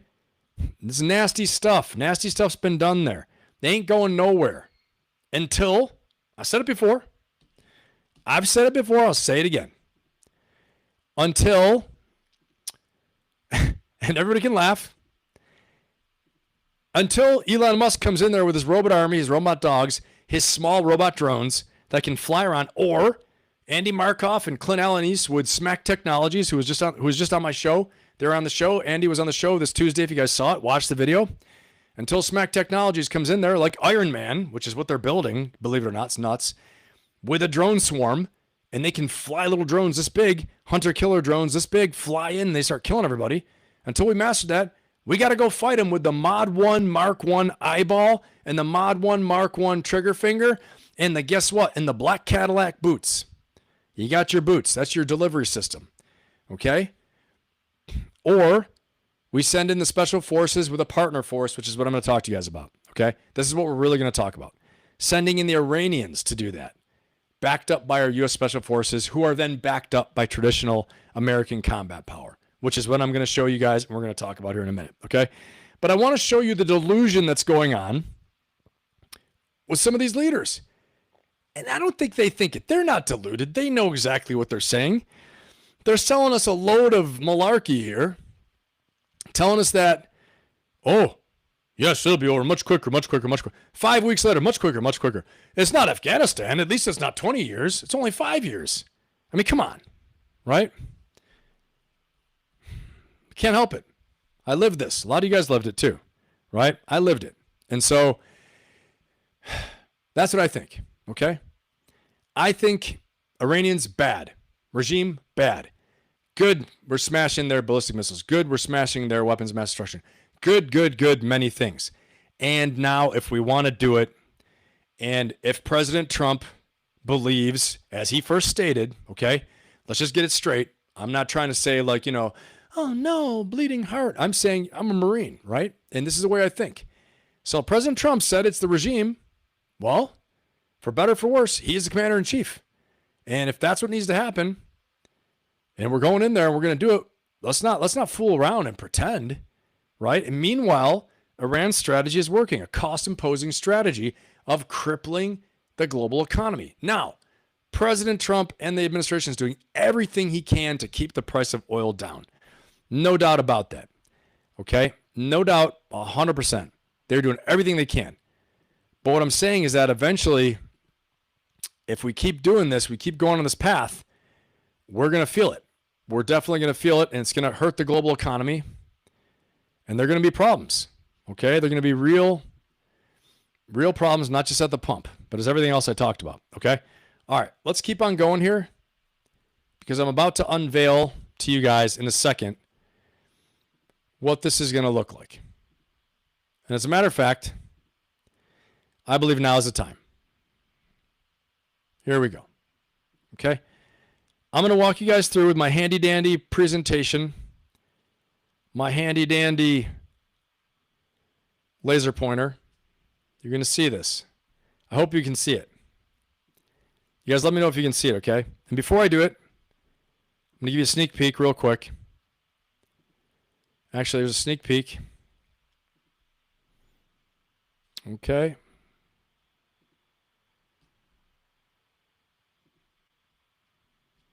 Sneak peek. This is what we're going to talk about. Okay? I'm going to walk you guys through here. I'm going to show you guys how this is going to go down. Okay? Can you guys see the laser pointer? Give me a 1 in the chat if you can see the laser pointer on here. Okay, I'm moving it around right now. I'm moving it around Tehran right now. Can you see my laser pointer? I'm pretty excited about this, actually. It's the little things in life. It's the little things. Laser pointer on my presentation. I'm leveling up this show every week, I like to think. Except I gotta fix these tech problems. Okay? Give me a 1 in the chat if you can see my little laser pointer. Anybody else have a laser pointer out there on their show? I don't think so. They probably do. I don't know. I'm competitive. You can't see it. You guys can't see the laser pointer? Can you see the map yet? The camera's me? All right. I'm going to fix that. Damn it. Aha. Okay, 1 second. 1 second. We're going to fix this. I'm going to fix this. Hold on. I appreciate it, guys. You guys give me good feedback there. Team. All right, here we go. How about now? Can you guys see it now? No, no, you guys can't see it still? Damn it. I thought this was going to work. I'm pretty disappointed. I'm not going to lie to you. Well, let's see. Aha! I found it. Hold on. Hold on. Guys, we're going to fix this. We're going to fix it. All right. Window. Here. Let's see if I can fix. Oh, they're not letting me do it. Not letting me do it. Anyway, here's what I'm going to do. I'm going to pull up a different map. The function is not here. Okay, you saw it worked. It worked for like 4 seconds. All right, thanks, Cedric. What's up, Cedric? How you doing, man? All right, let me see. One more time. Cedric's got me, give me hope. And hope is not a COA, but it is inspiration to continue the fight. Let's see. Here we go. And actually, because while we're at it, you guys probably want to see. I want to see Chuck Norris. That's who we want to see. You don't want to see me just playing around here. All right. Here we go. Now I'm going to figure it out. Chuck's going to help me. I'm going to see what I can do.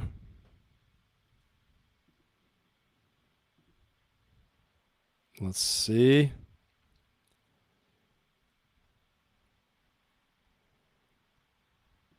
Let's see if I can do it.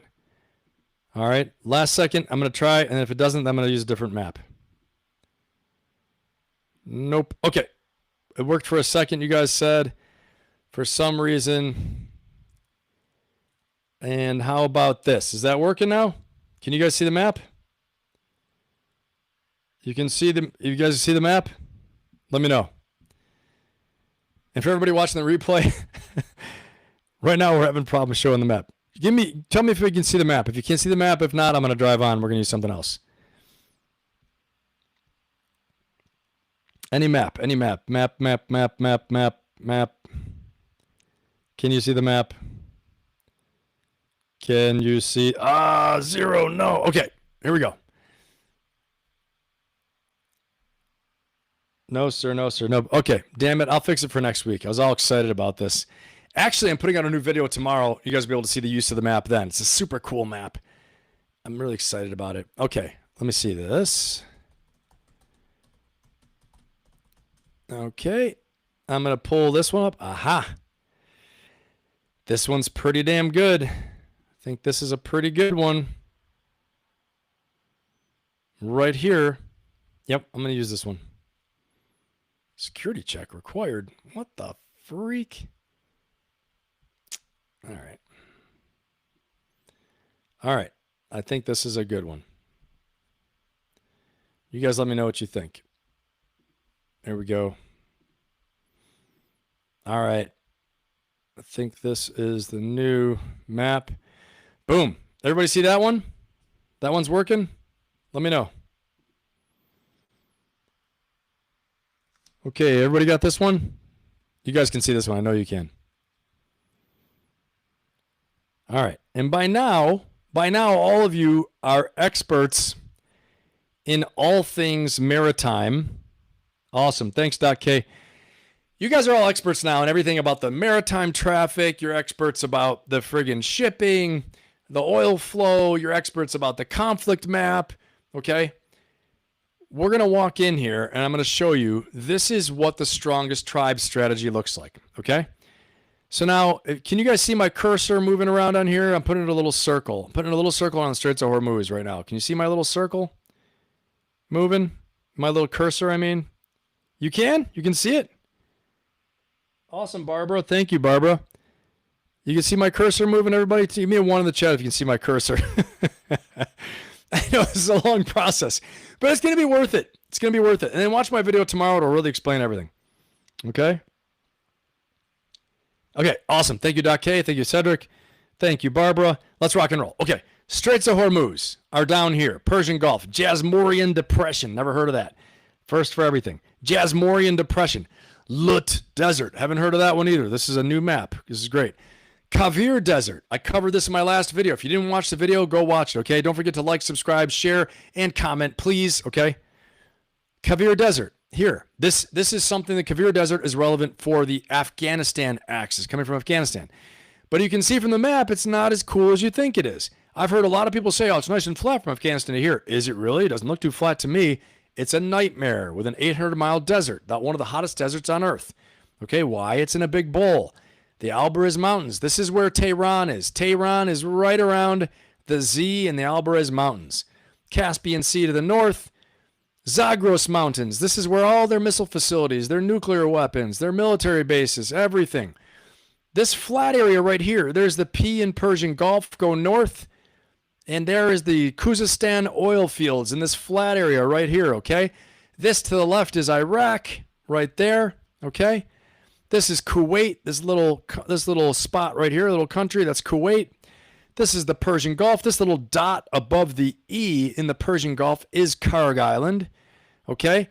This right here, where this big long-looking thing in the Straits of Hormuz, this island, Bandar Abbas is on land right next to that, right here, okay? So we're going to talk about now, how would I say to make this happen?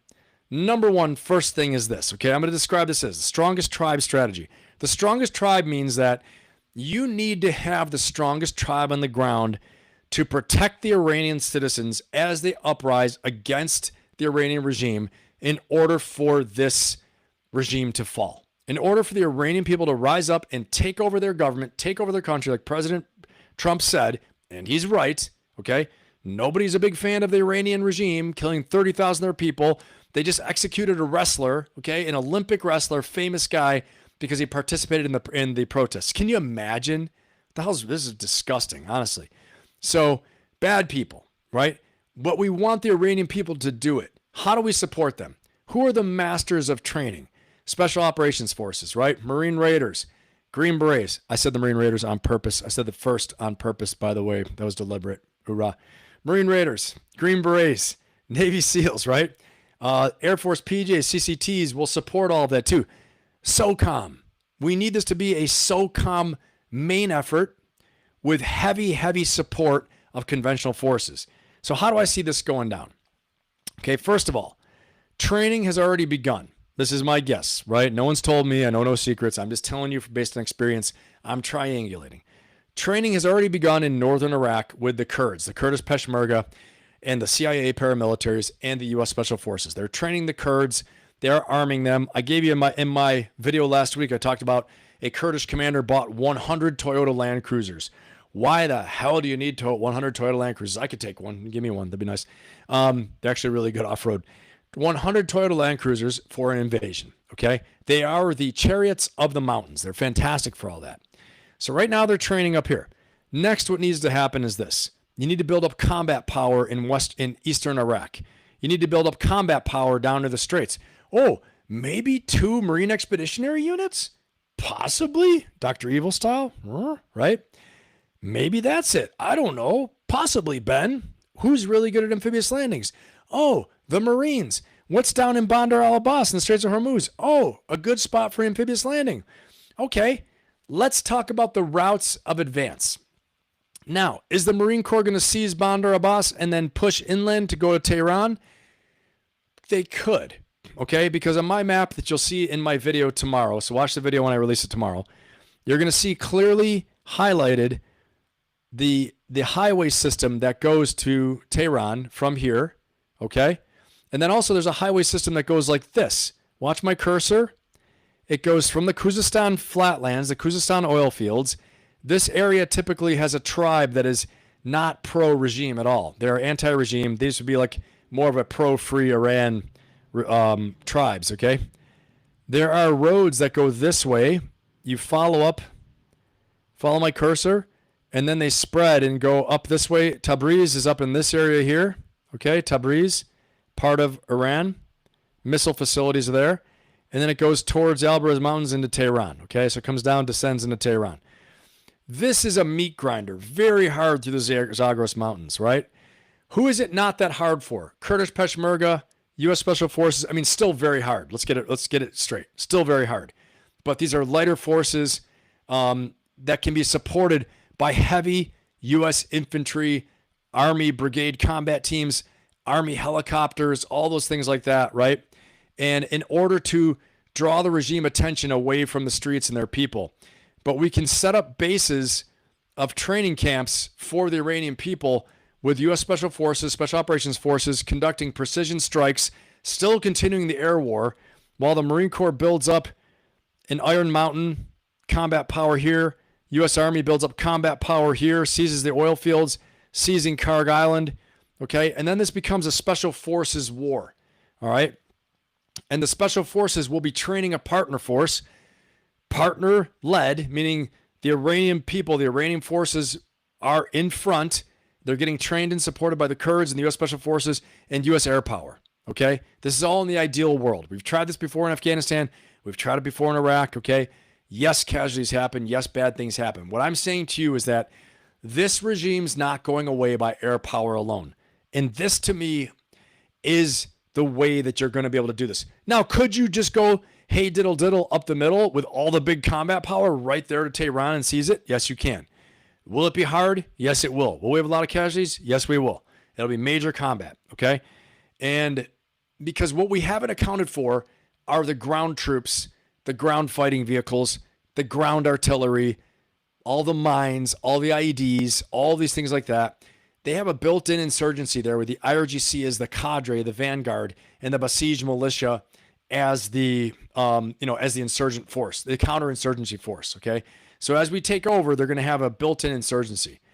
But if the Iranian people rise up, take power, they're able to root them out, okay? Because now they're armed, now they're organized, now they're funded, now they have combat support, okay, in the form of the U.S. military, and maybe it's the Saudis too, and maybe it's the Israelis even, okay? But the U.S. military supporting them.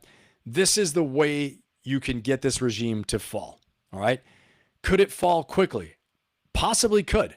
I just don't know how long it'll take to actually train an insurgent force inside Iran. I don't know where they are for training them. I don't know how equipped they are.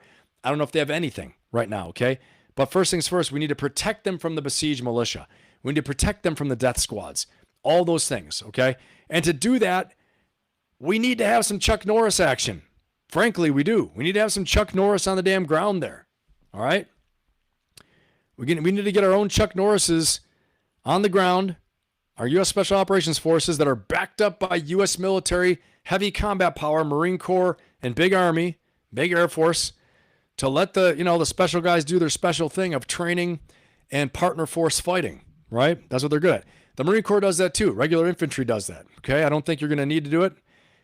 Possibly. But again, if the point is to have the Iranian people rise up, then this is the way you do it.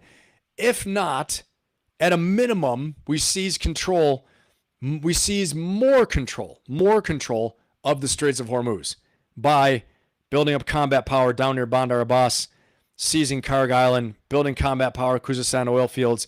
You're basically taking control of the oil production capacity. I wouldn't destroy it. I don't know what the hell Israel's doing, striking them like that. Okay? This is pretty important for the Iranian people too, by the way, so they can get their country back in order. So this is my strongest tribe theory. The Iranian people will cower and hide. Mark my words. The Iranian people will cower and hide until another stronger tribe, the strongest tribe, comes in and says, we got you. We have your back. Yes, the fighting will be nasty. Yes, it's going to be terrible, but they're not going to outgun you and they're not going to be hunting you down. You're going to be the ones on the hunt. You're going to be the ones having, helicopter backup. We knock their air out of the sky. We're knocking their helicopters out of the sky. They have ground fighting vehicles. Okay. You might now be fighting other infantry on the ground. Instead of them having tanks and armored vehicles and jeeps with machine guns, we're going to smoke check that for you. Okay. We're going to have our combat power there supporting you. This is how I see it playing out. Okay. And let me see. I'm going to go to the chat here, see what you guys think. All right. Answer our poll. Do you think there will be a ground war now? After all this, 88% yes. 1 hour ago, 42 votes. Thank you for voting in that. And guys, give me a 1 in the chat if you think the strategy I've laid out makes sense. Give me a 1 in the chat if you think the strategy I laid out makes sense with a heavy U.S. Special Operations Forces involvement, but then with heavy conventional force backup from the Marine Corps and the Army. Okay? Cedric Meyer, Ben, what about the U.S. Army getting into these tunnels? They've been training hard for this. Yeah, I just think, I don't know that much about the tunnels, Cedric. I think they can figure that out on the ground when they're there. But again, the thing I didn't even bring up, guys, I didn't bring up who the hell is going to seize the nuclear material? Who's going to seize it? Of all things, that's funny, Vladimir Putin offered. He said, we can come seize it for you. We'll come take the nuclear material for you. That's not a problem. And President Trump was like, yeah, that's all right, Vlad, I got it. We don't need your help seizing the nuclear material. Okay. Absolutely hilarious. So let's see what else I got here. Doc K.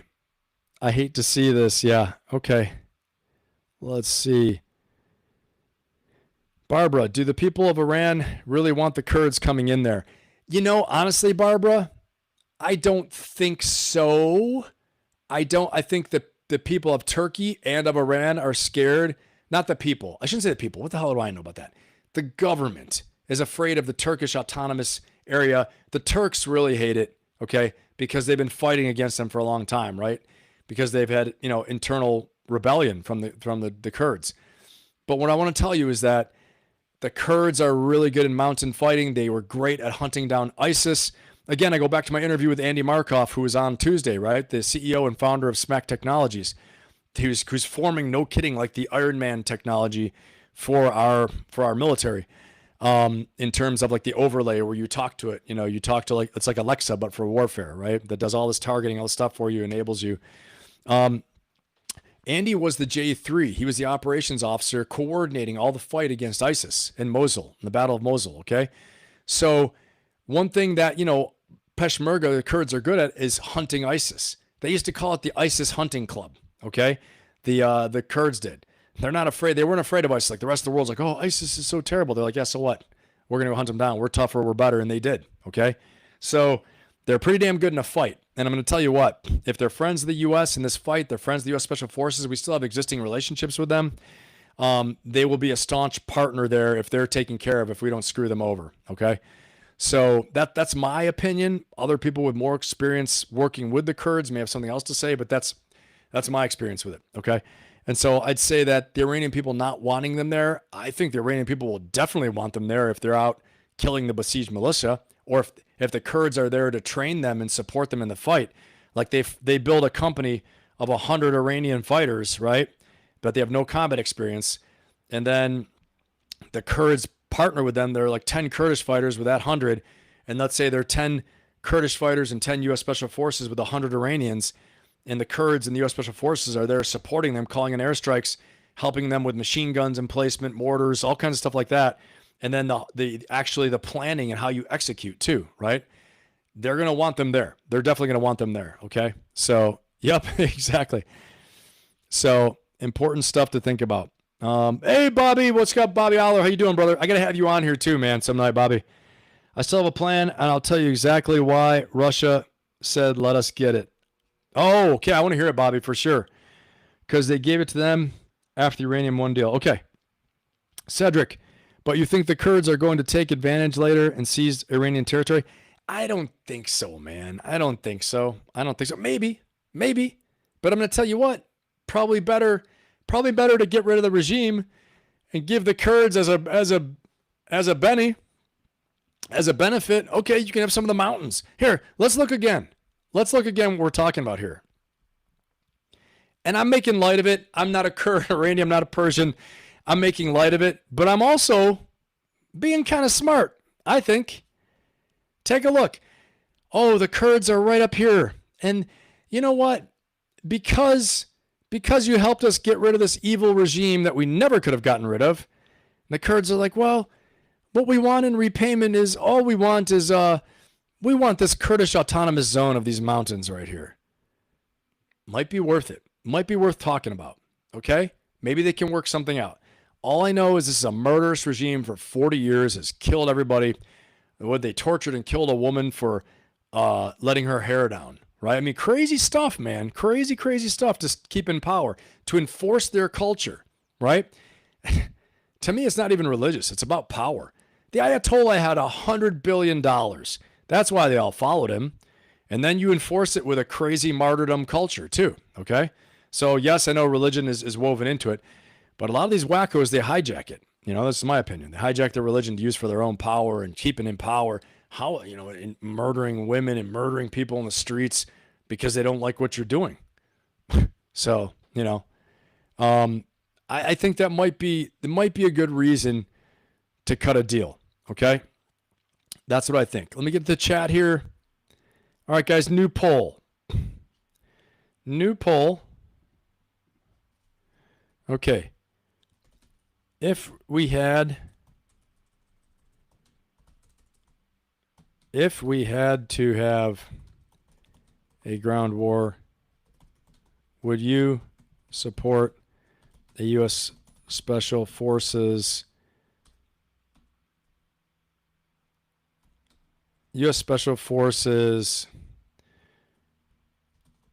main effort campaign with U.S.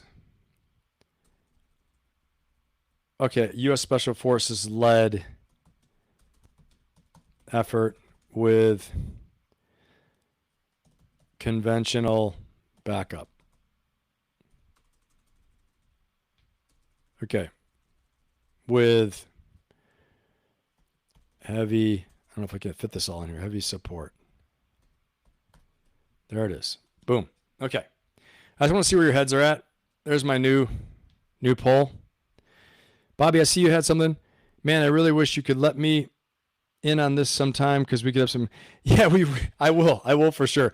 I got to do it. Bobby, I'm running helter skelter, brother. I'm trying to put out 2 long form videos a week and all this stuff. I just moved.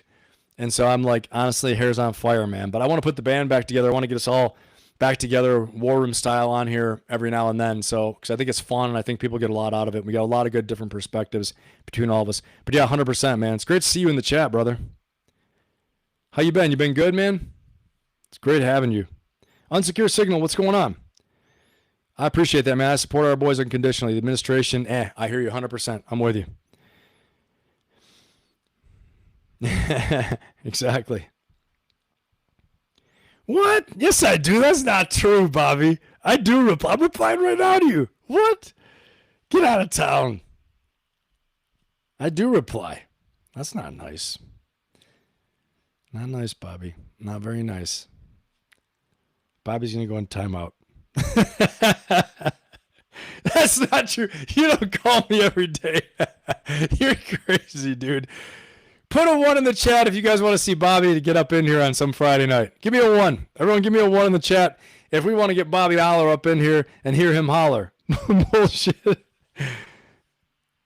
I don't think he has as much visibility to chat at the moment, Bobby. Thank you, Doc K. Thank you. Iraq War was soft with heavy support or big army.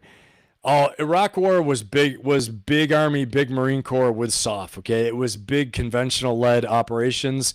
It was, it was nation building, right? It was regime change with nation building. So it was big, heavy stuff. All right, we're going to do it. Big, heavy,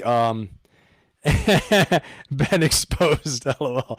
He's in shame now, scandal after scandal. Yeah, I mean, it was big Army, big Marine Corps with special operations, conducting all their missions, all those things for sure.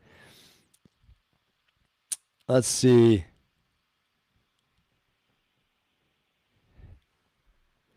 All right, let's go on to our next thing. We're driving on here.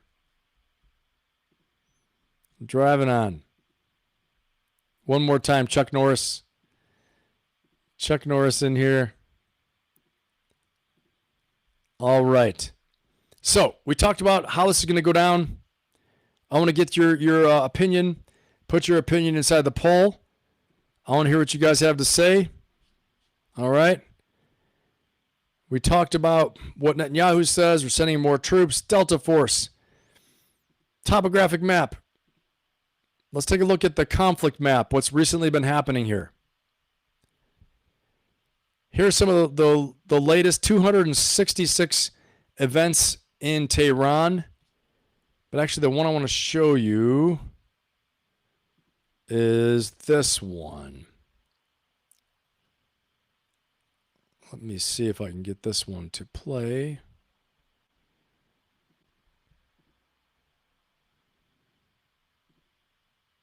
All right, this one is not playing. Oh, there we go. Okay.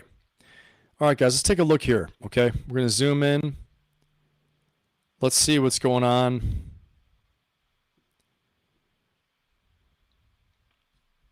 Go to Syria. Bounce back into Iran right here. All right, so let's see the events that are happening in Iran, because I think this is a pretty accurate thing. Here's down in Bandar Abbas. This is Straits of Hormuz down here. Let's see what this event is. Targeting the Iranian Army's airbase in Bandar Abbas, opposite Hormuz. This is what they're seeing. Explosions rocking this area. That's a report from there. So they are getting hit. They have a quote from President Trump: without the USA, NATO is a paper tiger. They didn't want to join the fight to stop a nuclear-powered Iran. Now that fight is militarily won with very little danger for them. They complain about the high oil prices they are forced to pay, but don't want to help open the Straits of Hormuz. And again, I go back to it, right? If we're saying that's militarily won, then why aren't the straits open? Okay, why is there still a threat there? Why? Because they have all kinds of mines, sea mines, they have limpet mines, they have ocean floor bed mines that activate when they sense something and they float up and smack the ship. But you can see strikes are going on in Bandar Abbas. Okay. And then we'll zoom in. And let's look over at Tehran. Let's see what's going on over here. All the strikes happening. Here we go.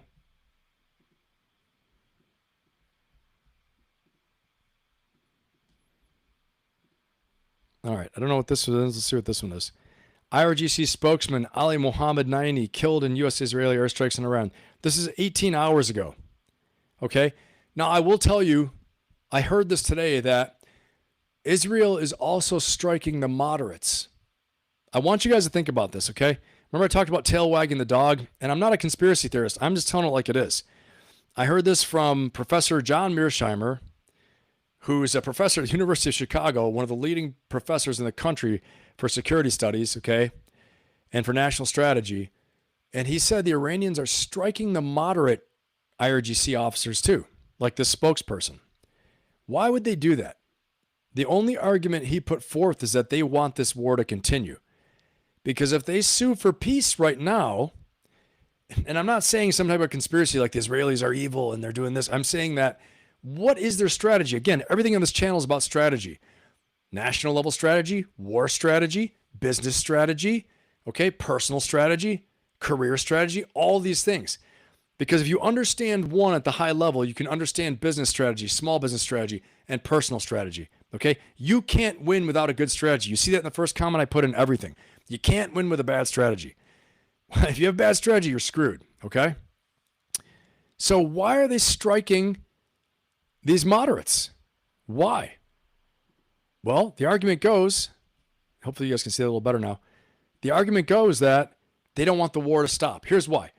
The moderates are smart enough to know that if they sue for peace now and they say the regime's changed, but they have puppets in there, they think they can rebuild within a year.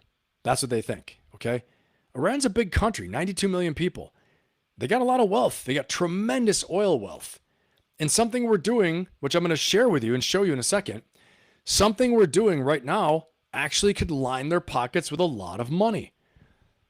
That's the strategy of the oil. So let's talk about this. Why are they striking the moderates like this guy? Okay. Let's see what else here. What's this?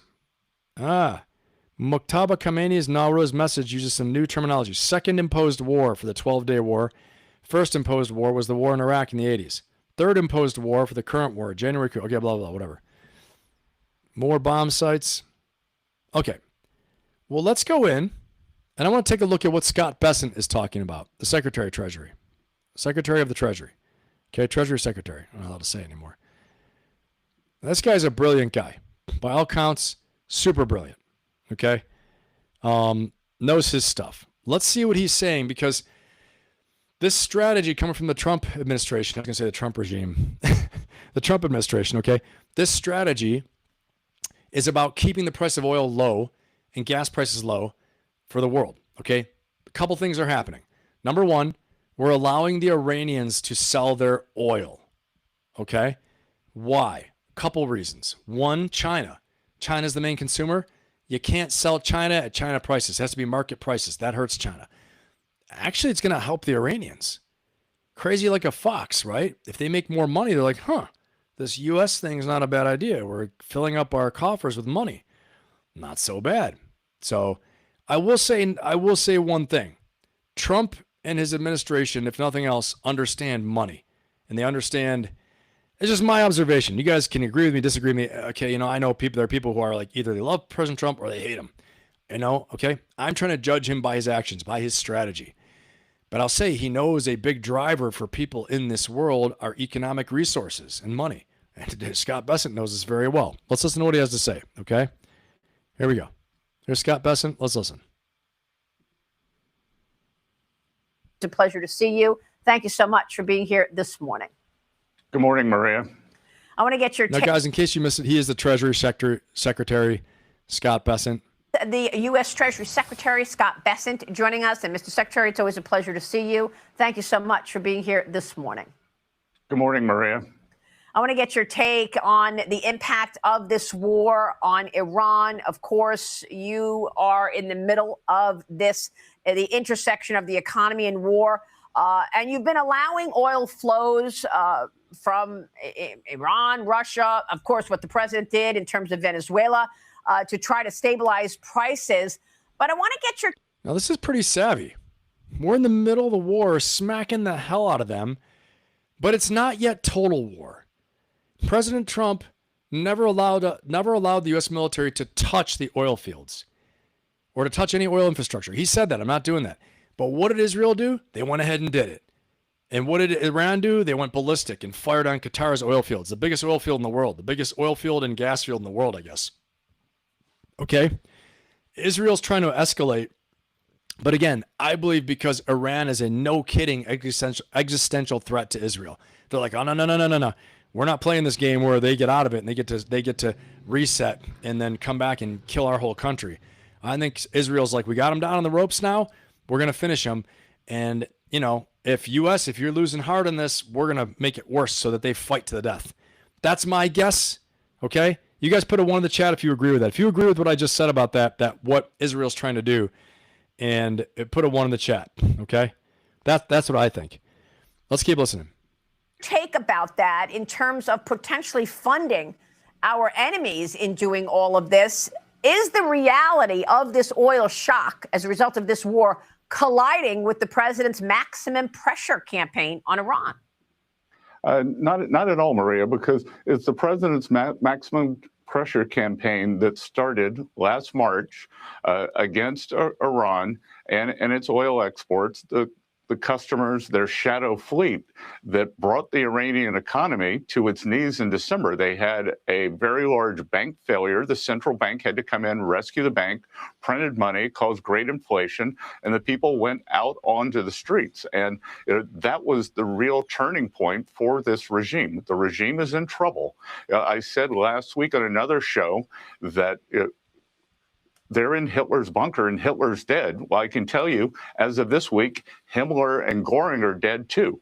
The leadership has been decapitated, and contrary to what the mainstream media in the U.S. wants you to believe, they are in chaos. They are having trouble communicating, and all these rocket launches that you see are the death throes of a dying regime. Yeah, and you know, the escalation overnight and the president tweeting and posting on Truth Social about. All right, I'm just going to say right off the bat, I believe him. I just do. Maybe it's who he is, maybe his believability factor, but he's also an economic guy. He's a numbers guy, and he also punched Elon Musk in the face, I guess, in the White House. It just came to mind, no filter. But anyway, I believe what he's saying because it makes sense. Again, he's not saying, what he didn't say was the regime's going to fall or the regime's going to flip. Don't worry, this is going to work. He's just saying the facts. I believe that. I believe it. But I still don't think they're going to totally. I think if we leave them alone, they will stay there like cockroaches and they rebuild and they will be there and they'll rebuild and live to fight another day. So I believe all the things he said, and like cockroaches, I think they will survive. Okay, that's my opinion on it. Hey, Ireland Strong now, welcome to the membership. That's awesome. Congratulations. Welcome. Great to have you here. Fantastic. Welcome. And we are going to do a round of applause.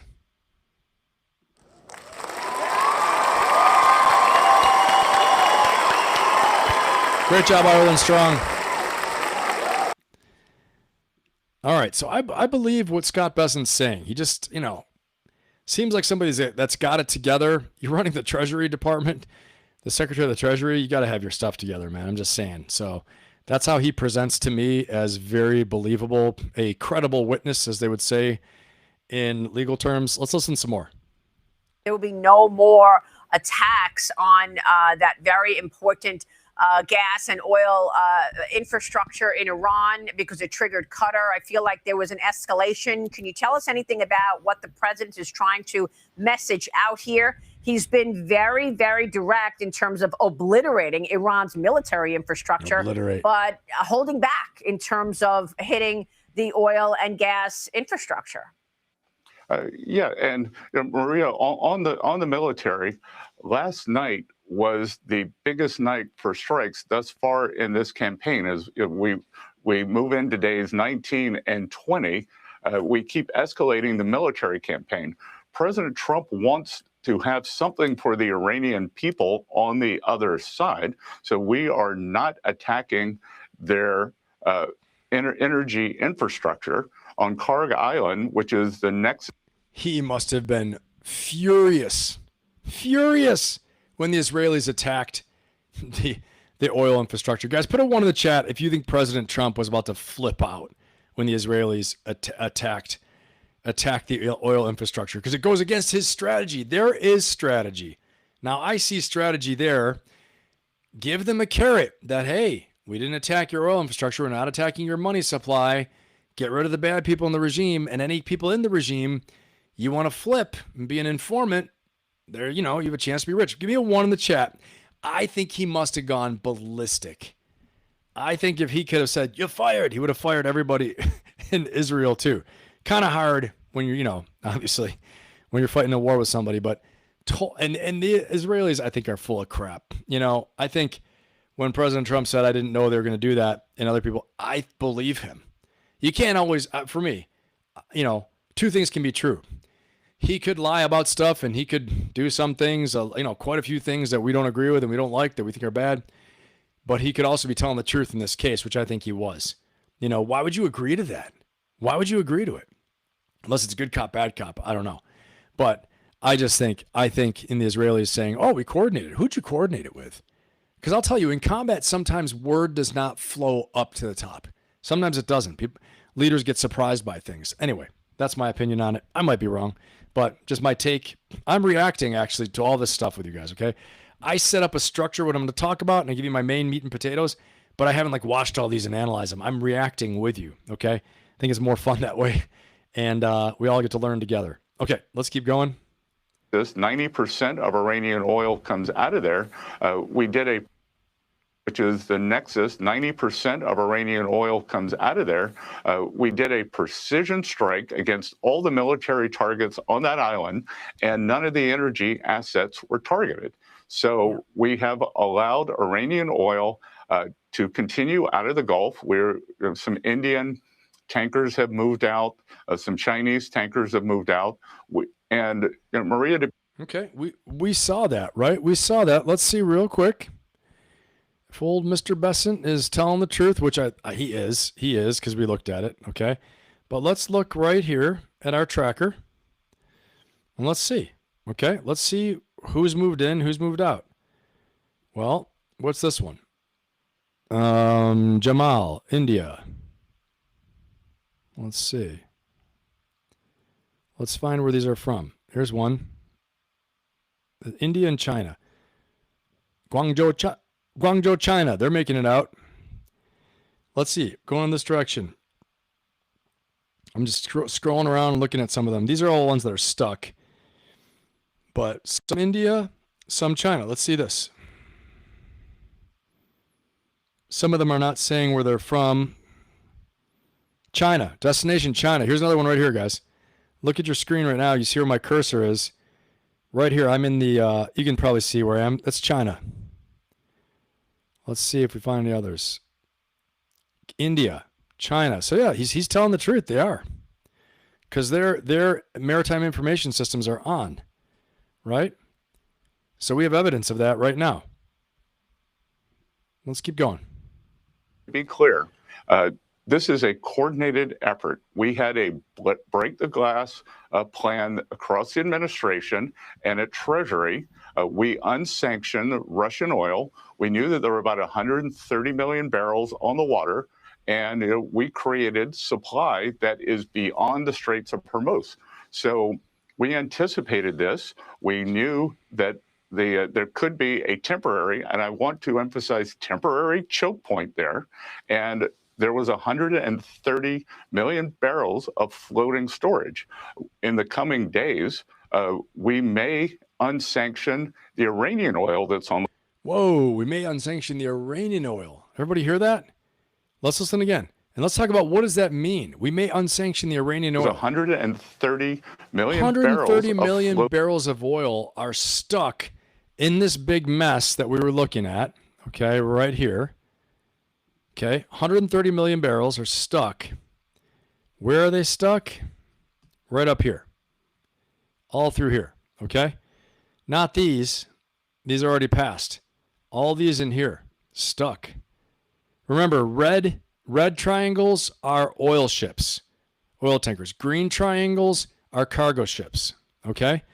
And again, when we form strategy, one of the most important things we have to do is accurately understand the context. What is the operating environment? What is the enemy situation? What's our situation? The friendly situation, enemy situation. What is the time? What is the terrain? What is the weather? What is the market? What's the market like? Market conditions, okay? When you're at this level, strategic level, you have to consider money, economics, all these things like that. Political. What are the political relationships? What are the diplomatic relationships? All those things, okay? So this is what we're studying as we're looking at national strategy. Now, if we had a business strategy, we take that a level down.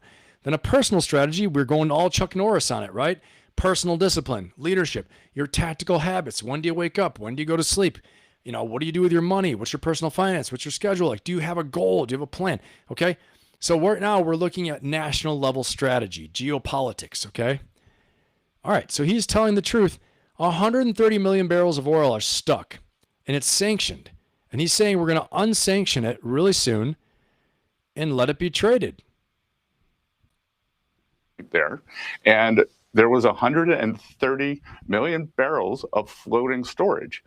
In the coming days, we may unsanction the Iranian oil that's on the water. It's about 140 million barrels. So depending on how you count it, that's 10 days to 2 weeks of supply that the Iranians had been pushing out.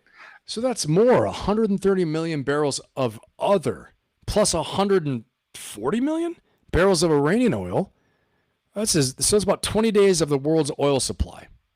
Not the whole world, but 20 days of supply for the countries it feeds, which, yeah, I guess is basically the world. Of that 30% of the world's oil, or 20%, of that 20% that's using it, it is a 20-day supply. That's nuts. That's a lot of freaking oil, okay? 200 million barrels of oil, basically. That would have all gone to China. In essence, we will be using the Iranian barrels against the Iranians to... Whoa, we're using the Iranian barrels against the Iranians. So all that 120 or 130 million barrels were going to China. So he's saying we're going to use the Iranian oil against the Iranians. How does that work? Let's see if we... Put a 1 in the chat if you guys are tracking. If you're tracking on this right now, put a 1 in the chat. If this makes no sense, give me a 0, because we're going to learn together. We're going to dissect this, okay? This is math for Marines right now. I got to play it over like 3 or 4 times to understand what the hell's going on. So I'm with you. If you don't get it, just give me a 0 in the chat if you're not tracking. Give me a 1 in the chat if you get it. Let's go. We will be using the Iranian barrels against the Iranians to keep the price down for the next 10 or 14 days as we continue this campaign. Okay. So the strategy is this, right? And I'm sure you guys are smarter than me, most of you. So the strategy is this. You guys probably got this, but I'm going to explain it really for my own edification, for my own understanding. And if it benefits you, great. You get to come to Ben's Learning Hour, or Learning 2 hours. Here's the deal. We need to keep gas and oil prices down for what? Political support at home for the war. Americans are going to start flipping out if gas prices fly up, right? The rest of the world is going to start getting really upset and putting pressure on the administration if gas and oil prices start flying up. So when he says we're using the Iranian oil against the Iranians, he's using it against them by releasing it so that there's more supply out in the world. Therefore, okay, it meets the demand. There's more supply, because supply and demand, right? If there's less supply and there's high demand, the prices go up, right? If there's enough supply, adequate supply to meet the demand, then the prices stabilize, and they even maybe drop a little bit if we have even more supply than the current demand needs, okay? Supply and demand. And so the bottom line is that how we're using it against the Iranians is by allowing political pressure and economic pressure to stay low in order to allow the administration to continue prosecuting the war. That's what he's saying, okay? So anyway, I feel better about it. Do you guys feel better about it? Let me know. So we have lots of levers. We've got plenty more that we can do. The largest coordinated SPR release in history, 400 million barrels, was approved last week. And some countries... Wait, Nick, you say this is complete nonsense. It might be. That scares me. If Nick, you're a numbers guy, you're a finance guy, you're saying it's complete nonsense, then I'm scared. Then maybe my understanding isn't correct. If you care to put a expanded explanation in the chat, please do so. But if not, then we'll talk about it another time. But it concerns me when the smart finance guys say this is complete nonsense. All right, let's keep going. I like to live in my nonsense world. Everything's happier there. Here we go. They're going to do more. The U.S. could unilaterally do another SPR release to keep the price down. As you will have noted, WTI and its European counterpart Brent have substantially diverged over the past few trading sessions. They were trading right on top of each other last week. And this is because the U.S., thanks to President Trump in his first term, the continuing efforts here, is virtually energy independent. Yeah. And when President Trump says our allies should join us in a coalition along the Straits of Hormuz, that they're the ones who need this oil. The U.S. Propaganda. Who said that? Let me see here. Propaganda says he sounds like a traitor. I don't know. I'd like to know why. It's complete stupid. No, it's completely stupid evidence that they had planned going the first place. Okay, got it. Cedric, Ben, our national debt. Hold on one second. I'm going to try and read it on the real thing. I can't read it on my damn phone anymore. Barely. All right, Ben, our national debt is 39 trillion now, taken out of gold standard 1971. Now the petrodollar is there, but we printed more, 116 trillion and more than there is oil. I asked AI, and after seizing Iran's oil, did they say it was good or bad? Did the AI say it was good or bad, Cedric? That's all I care about. Ask it. AI, good or bad? Shoot, don't shoot. We want answers. Okay? All these numbers are hurting my brain. I don't want to hear any more of this nonsense. Damn it, one of the Marines going ashore are going to fix this. No more talking about this crap. We can just fix everything. Marines land, Bandar Abbas. That's Ben's answer. And here today we have Colonel Pappas, Lieutenant Colonel Pappas, Marine Corps. How do you feel about it? Your numbers are hurting my brain. Just Marines. I just say Marines land now. And then we have to worry about this. Anyway, yeah, it's very complex. Cedric, to your point, it's complex. There's a lot to think about. There's a lot. Okay, let me see. Let me see. You got 3 messages? Hold on. Let me see. Okay, Cedric. Helter-Zeltzer. Okay. I mean, they're saying increase global supply to lower prices. Okay. But the Iranian supply, this is Nick Helter-Zeltzer, but the Iranian supply won't move the needle on oil price since shipments are down 90% from the region. Okay. Yep. And the Iranians still get paid a ton. Yeah, that's the thing. They're going to get, because it's going on the open market, it actually is going to help them. Yep. Yeah, you're right, Doc. It's great leverage to involve allies. Okay, Cedric, three messages left. Okay, tell me about it. All right, Cedric, you can condense them and summarize them and give me the executive briefing. Let's see. Nick, I may have tuned out his points. If I missed something, then I take it back. Yeah. Give me plenty. Okay. Yeah, I think so. What it is that there's a total of 200 million barrels. I think I said that right. 200 million barrels of oil. Might have been billion. I don't know. 200 million barrels of oil. I think I'm saying that right. That are stuck, not moving. 130 million are going to China. We're supposed to. It's Iranian oil. 130 million are stuck from Kuwait and Saudi. 120 million were going to China. They're not letting China get it. They're going to give it to the rest of the world, put it on the world market at world prices. This is how it benefits Iran, because it's going to global market prices. China gets screwed. Iran makes money. Wow. They're like, holy cow. Maybe these Americans aren't so bad. They're probably never going to say that. The regime's psycho, right? But someone in the regime's like, God, if I can only get in charge of this, I can survive and make some money. And then the Kuwaiti oil and the Saudi oil, I'm just guessing that's where it's from. But the stuck oil that hasn't shipped, they're going to let that flow out as well, too, to the rest of the world, okay? Like India. They're letting India get their oil. And so that's, I think, how it's working, Nick Helter-Zeltzer. But what you're saying is spot on. All right. It's there below. Okay, let's see. Let me scroll up. A couple more.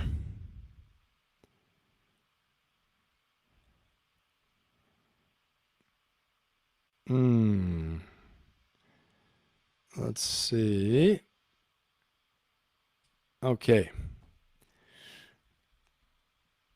Oopsie, China. That's right. All right, let's keep going. I can't find it. Let's keep going. Everybody, great to have you here. Okay. Please remember to like, subscribe, and share. It is great to have you up in here. And just remember to like, subscribe, and share, and comment as well. That helps out. We want to really build up this channel so I can get bigger and bigger guests on for my interviews, and we can all learn together and create a fantastic community, a really cool, supportive, awesome, good place to discuss and learn what's going on around the world, the madness while the world's on fire, so we can form our own personal strategies to go out and win, okay? Remember, this channel is all about strategy. How do you win, right? How do you form a strategy for the national level, geopolitics, business level, organizational level, at your personal level? It's all strategy. It all comes down to the goals you have, the ways you're going to achieve these goals, and the means you have to achieve them, the resources, okay? So it all comes down to in strategy. All right, let's keep on rolling here. I think this is a pretty important conversation. We're an oil exporter. Absolutely.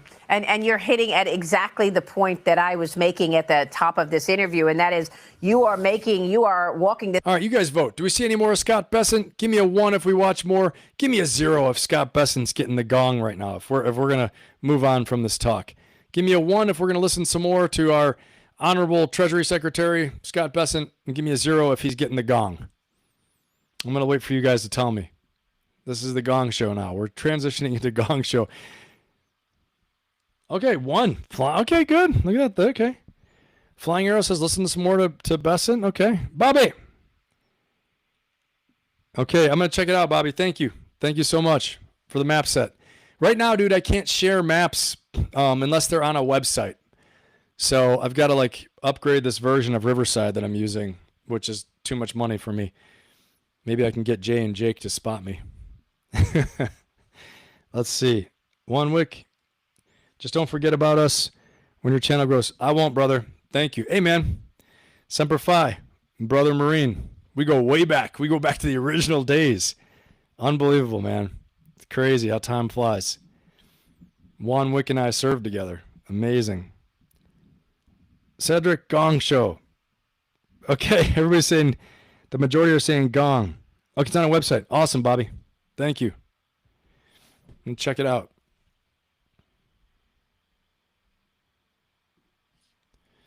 Let's see this here. Okay, guys, we're getting the gong. The gong for Secretary Bessent. Well, we're getting close now. We're getting close to the time. We're almost at the 3. Sorry, I'm burping in the microphone. We are getting close to the time. You guys hang in tight. If you're new here, boy, we got a treat for you. If you're new here, we have a real freaking treat. Okay? Real freaking treat. Did I say that right? Yeah, real freaking treat. The leadership lessons of South Park. So if you're coming here from Instagram, you saw my Instagram post. Yes, we're going to play some South Park. We're going to react to it. We're going to have a good damn time doing it too. I'm not going to lie to you. But before we do that, I got some other fun stuff to share with you guys because we like to have fun here. We're going to do the serious work. We're going to do all that. But all work, no play makes us all very dull. So we are going to have some fun too. But before we do anything else serious, I got to share this clip because this is Nutso Land. Okay? This is Nutty Land. And here we go. I got to play this. I'm already laughing. I can't believe this happened. I can't even believe this. I can't believe this happened. Call your friends. There's another news item getting some attention right now, and that are some remarks the president made, some deemed controversial when answering a question from a Japanese reporter. What can you tell us about the question and his answer? Right. So when moving on to the question and answer session that the president normally does in these Oval Office bilateral meetings, a Japanese reporter asked the president why the U.S. did not give other allies, including Japan, a heads up when the U.S. was embarking on this war in Iran with Israeli counterparts. That's so nuts. Take a listen to what the president said here in response to that question. This is friggin' nuts. When we go in, we went in very hard, and we didn't tell anybody about it because we wanted. Look at her. Surprise. Who knows better about surprise than Japan? Okay. Why didn't you tell me about Pearl Harbor? Okay. What? Right? What? Look at her face. Look Sounded like an at her audible face. groan there in the Oval Office when the president What said that. the hell It was certainly just a bit of an happened? awkward moment. Of course, now What Japan just is a happened? I gotta major rewind it. US. Right. So when moving on to the question and answer session that the president normally does in these Oval Office bilateral meetings, a Japanese reporter asked the president why the U.S. did not give other allies, including Japan, a heads up when the U.S. was embarking on this war in Iran Watch with this. Israeli counterparts. Take a listen to what the president said here in response to that question. When we go in, we went in very hard, and we didn't tell anybody about it because we wanted. Look at her face. She's like just doing the, presidential thing right now, right? And she's pretty tough from everything they say, really tough.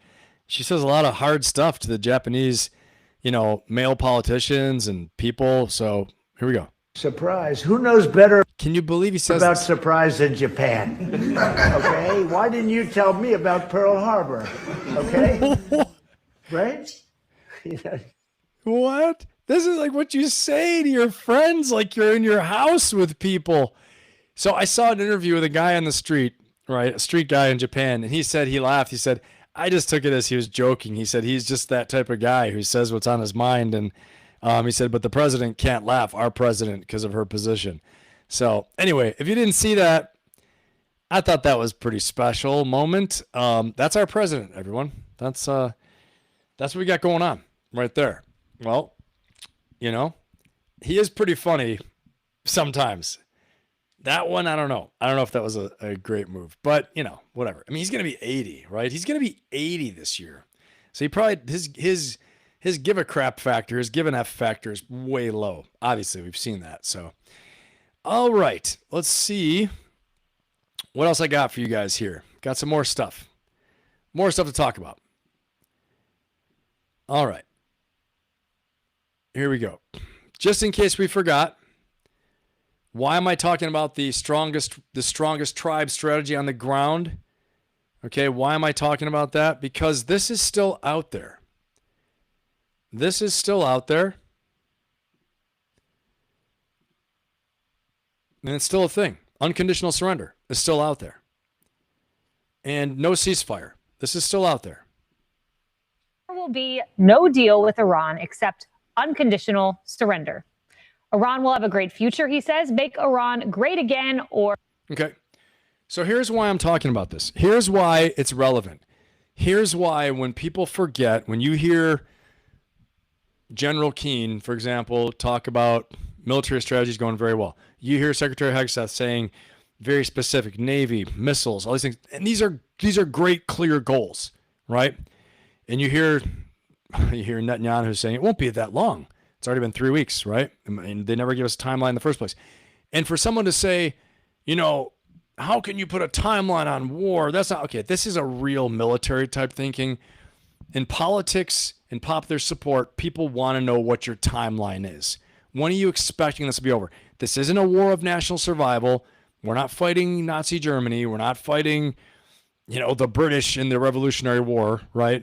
Okay, so we want to know a timeline. What are your objectives? How are you going to do it? How are we going to get out of there so that we're not, you know, destroying our lives doing this and getting people killed, tons of people killed, right? So it's a valid point when people say that. I think it's nuts when I hear people say, when the people call people out, how can you put a timeline on war? Well, first of all, you campaigned on no war and we elected you. So we kind of want to know what the hell is going on when we're not supposed to have any wars and we're going off on this, we're freaking going on a tear. Venezuela, Iran, we talked about Greenland, like what the, and you know, President Trump says, what the hell is going on? That's what we want to know. What the hell is going on, right? Okay, that's it. So there'll be no deal with Iran except unconditional surrender. Boom. This is why we're talking about the strongest tribe strategy, building up a beachhead of combat power in Iran, okay, on the outskirts of Iran. U.S. Special Forces led partner force operation insurgency, building up the Iranian people to be able to fight for their freedom, overthrow the regime. We take care of the heavy work with the Basij and with the IRGC. That's my strategy, okay? And so that's because this is out there. What else is out there, okay? Here's what else is out there. This is why we're talking about this.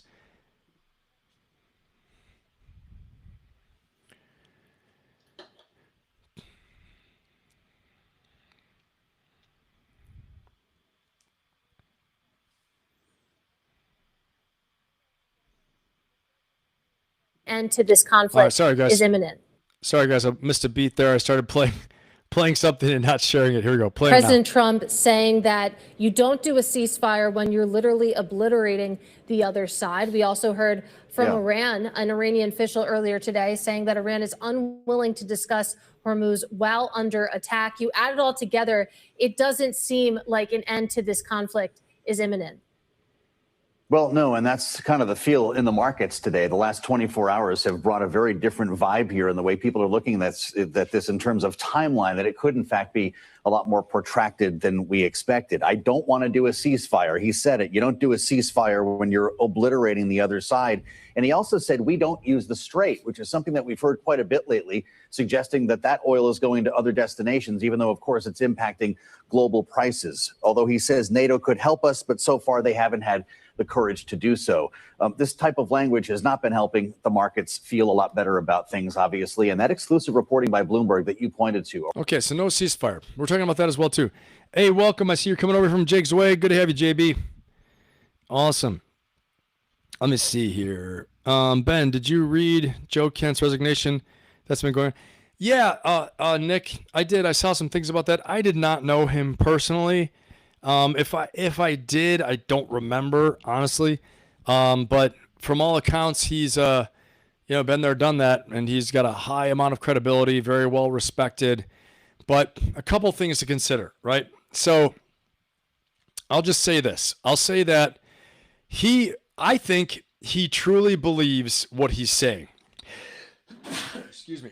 I think he truly believes what he's saying. I think he's a true believer. I think he is driven by conscience. I think he does not believe this is a just war, believes we came in on the wrong ideas and we're doing the wrong thing, the wrong strategy, all those things like that. Okay? That's what I think. But at the same time, there's some things out there like Iran really was trying to enrich uranium to get a nuclear weapon. And yes, he could say they were not an imminent threat, but if they're only a month away or 2 months away from getting nuclear level enriched uranium, which I heard 2 weeks. I'm being conservative to you guys right now. I heard they were 2 weeks away many times. Okay. And they were rebuilding their facilities again.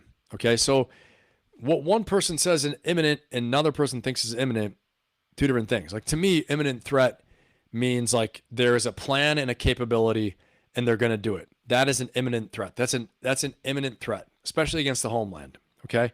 So I think he feels he's, voting with his conscience, and he's doing what he thinks is right. But at the same time, two people can look at a pile of evidence and draw different conclusions. Okay. And so at the end of the day, I think he's doing what he has to do. And, that's my opinion on that, right? I mean, Iran's not good. Iran was trying to get nuclear weapons. I know he cited the fact that they had a fatwa. If anyone knows about that, Iran had a fatwa. This means a religious decree that we will not get nuclear weapons. And they believed in many cases that it was beneficial to them to come close but not get it. Okay? This is what Joe Kent cited. Now, there are other reports out there that said that they didn't care about it. They were hell-bent. You don't think, let me just say this, okay? I just want to say, this is me being a cynic. You don't think that the Ayatollah could put out a fatwa, and the thought is the Ayatollah put the fatwa out, that's great. The IRGC knows we need to have the ability to fight, and we're still going to build this thing. Okay? I'm just saying, there are different levels of government. This could be an official, this is our stated policy, but then a covert action plan. The covert action, the black ops, are going on where they're developing nuclear weapons. I'm saying that's a possibility. I'm not trying to, spin things like that's what was happening. I'm saying someone somewhere, and it ends up to the president, that thought that's enough's enough with these people. Okay. Joe Kent thought, nope, I don't buy in this. I'm not going with this. Okay. That's my thoughts on it, Nick. Let's keep rolling here, guys. All right. Let's go.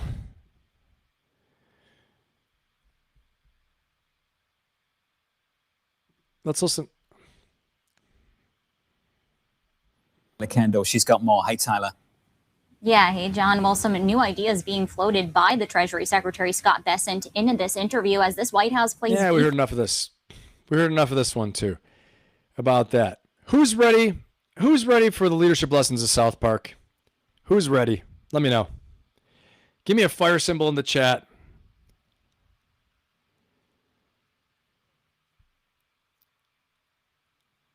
Give me a fire symbol in the chat if you're ready for the leadership lessons of South Park. We're going to do this. We had a little fire up section there. We're going to roll right into it. We're going to start out, though, what we're going to do is we're going to start out with something I think is a little funny. I can't help it. I think it's kind of funny.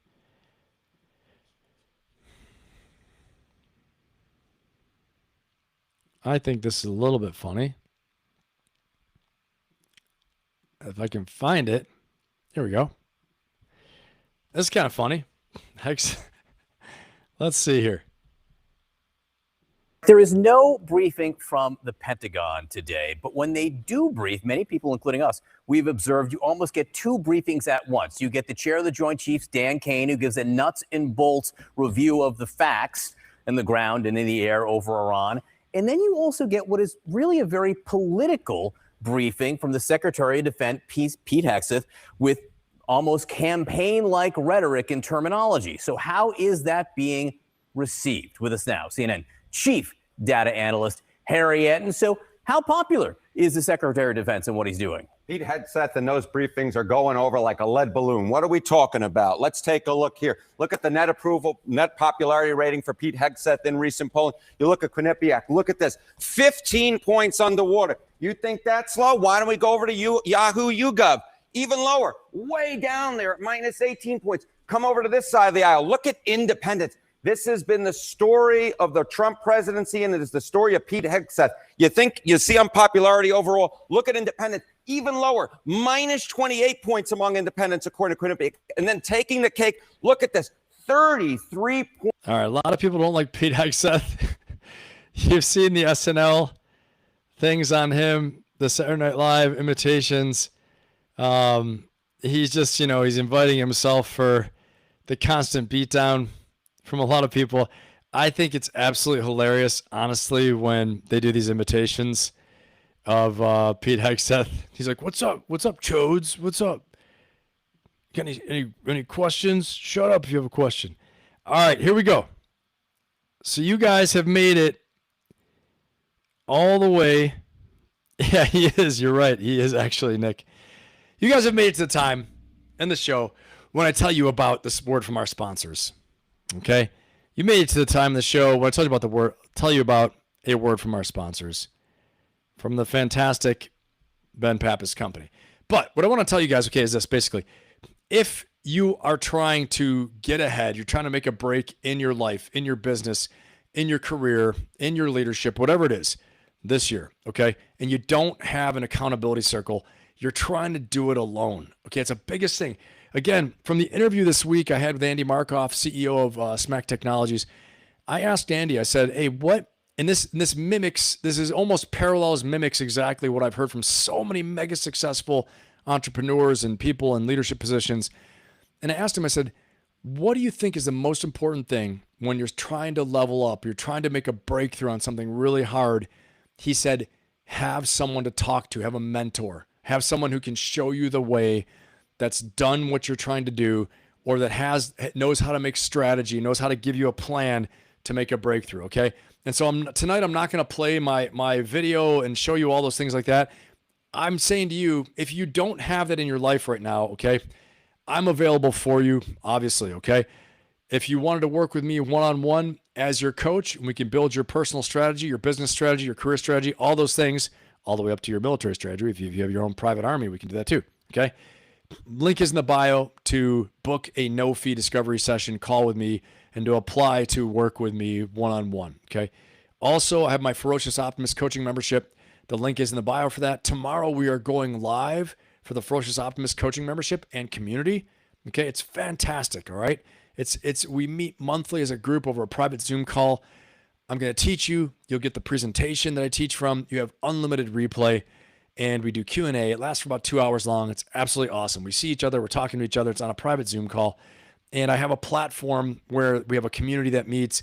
All of the replayed videos, replayed sessions are all hung there, and the presentations you can download as well too, okay? And then also, if you join the Ferocious Optimist membership, the coaching membership and community, you have access. You have the ability to become a member of my inner circle, okay? And that's where we're going to meet weekly and doing a private Zoom call weekly, where the transformation, the breakthroughs just happen faster because we have a mastermind-like environment where I'm going to coach you. I'm going to present weekly topics on strategy, personal development, making breakthroughs. And then you're also going to have amazing people in the inner circle who are also going to take a look at what you're working on, and you're going to have discussions with them as well too, okay? And it's one thing I found for myself personally. I made a lot of breakthroughs in my business and in life when I was a part of these business masterminds where the main coach and teacher would teach us concepts, and then we would discuss the tactical details with the coach, the teacher, but then also with the other participants as well too, because there's a lot of horsepower, a lot of brain power in the room, okay? And so that's available to you too. I'd love to see you in there tomorrow. We're going live tomorrow again at 3 p.m. Pacific, 6 p.m. Eastern time. Again, go to the link in my bio for the coaching membership community, or apply for the one-on-one coaching with me as well too. That's all in there. And then obviously you can always send me a message at ben@benpappas.com. Again, ben@benpappas.com for any feedback or if you want to have a talk about me coming to speak at your event or do training for your company, your team, whatever like that. And as always, you can join my membership, join my YouTube membership. Okay. I'm more and more going to start populating that with private videos in the membership and content that's going to go in members only. And I'm going to archive some of my other videos into the membership, so the replay will be in the membership only area. So I appreciate all the members I have out there right now. Thank you so much. Appreciate you guys. And let's get on with the show with the leadership lessons of South Park. Here we go. Like, subscribe, share. Right now, share this with your friends. Tell them to get in here because this is going to be a good one. I got a lot of good ones today. This is going to be a fun time because we did all the hard work. We looked at all the hard stuff, okay? The madness in the world is going to continue. The world's going to be on fire. But you know what? You got to control the controllables, focus on what you can control, and then you get to have a little fun in the process because you got to take care of your mental and physical well-being, your mental and emotional health, all those things like that. And laughter is some of the best medicine out there you can have. So let's go. Let's get into it. The leadership lessons of South Park. Here we go. How can I help you, young man? I got a $100 check from my grandma, and my dad said I need to put it in the bank so it can grow over the years. Well, that's fantastic. A really smart decision, young man. We can put that check in a money market mutual fund. Then we'll reinvest the earnings into foreign currency accounts with compounding interest, and it's gone.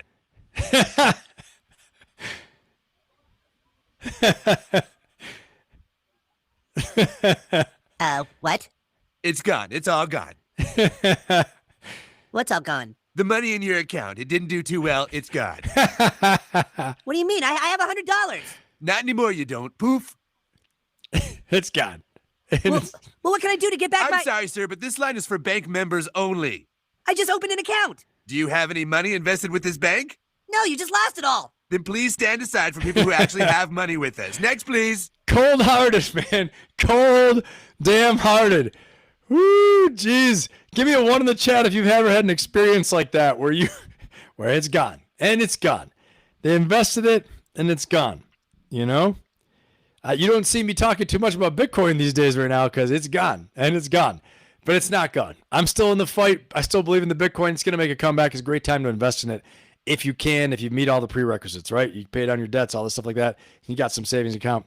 You got some 3 to 6 months savings already saved up, all that stuff like that. And it's gone. Give me a 1 in the chat if you've ever experienced that. That's absolutely hilarious. Yeah, the Diamond Dog. I have too. It's absolutely nuts. Northrop, Lockheed, BAE. And it's gone. Right. Oh my gosh. Unsecure signal. I know.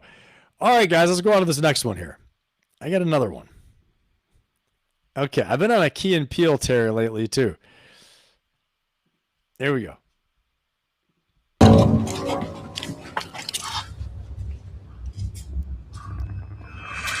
Guys! Hey, guys! Hey, guys! Oh, thank God! And we started a community of survivors. Y'all come live with us.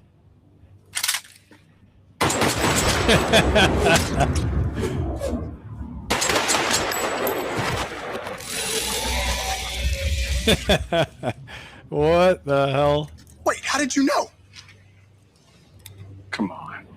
Redneck wants us to move into his community. Us? Let's go.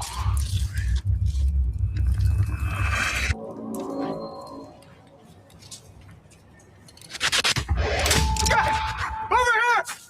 Oh, thank God there are others! Would you let me date your daughter? Of course!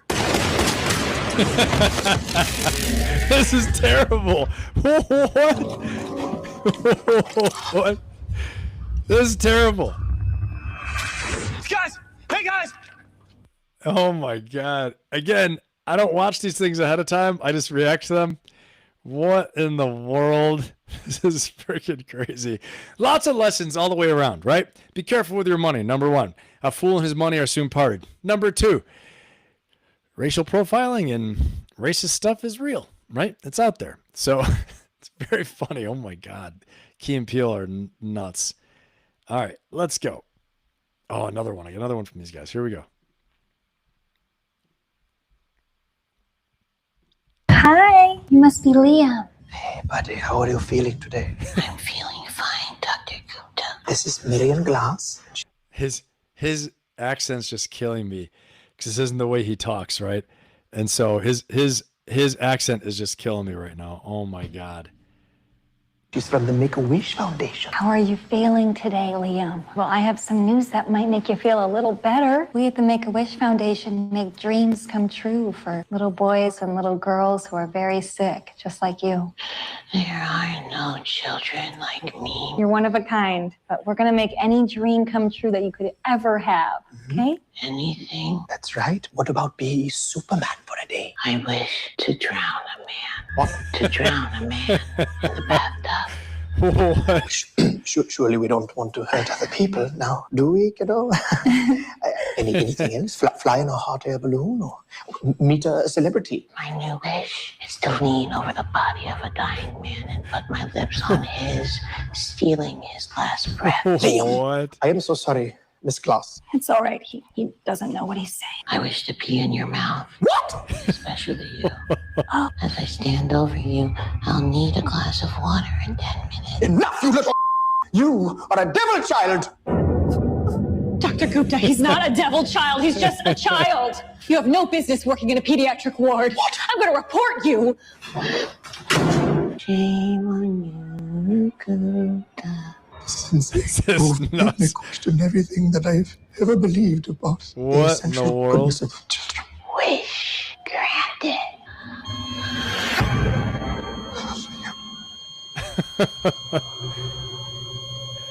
What?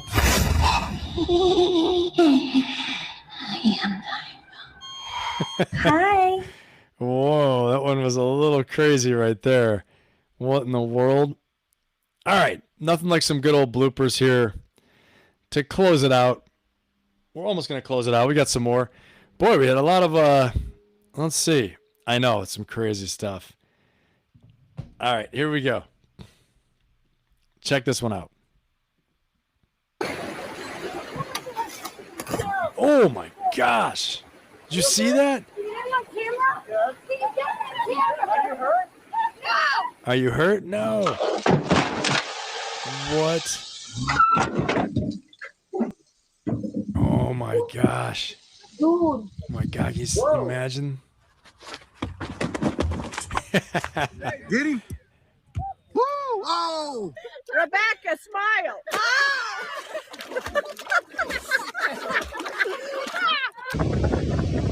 Oh, dead meat.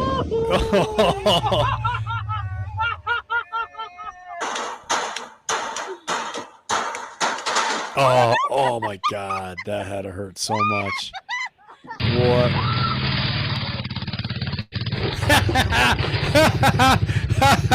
I love it.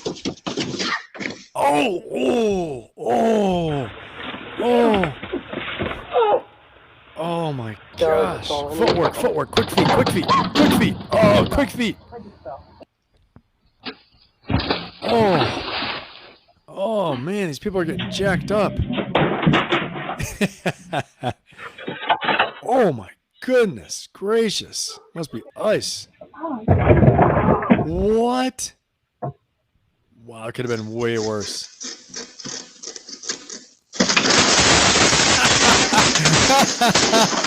Oh my God, that's terrible. That is terrible. Oh. Oh, he's dead. Oh no. Oh my gosh. These people are like breaking ribs. We're like laughing. I'm laughing at them. They're like breaking ribs. This is terrible. This is what it's come down to. This is what I do now. Oh, this kid's dead meat. Dead meat. Unbelievable. I'm dead. I'm dead. Oh boy. All right. We got one more. One more to finish it out. One more to finish it out for the loyal people still here.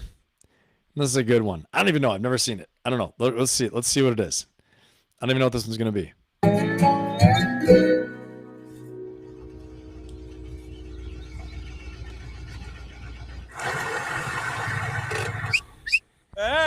Hey, I need a worker. Is that a handyman? What the fuck? Randy, you know how to do stuff, right?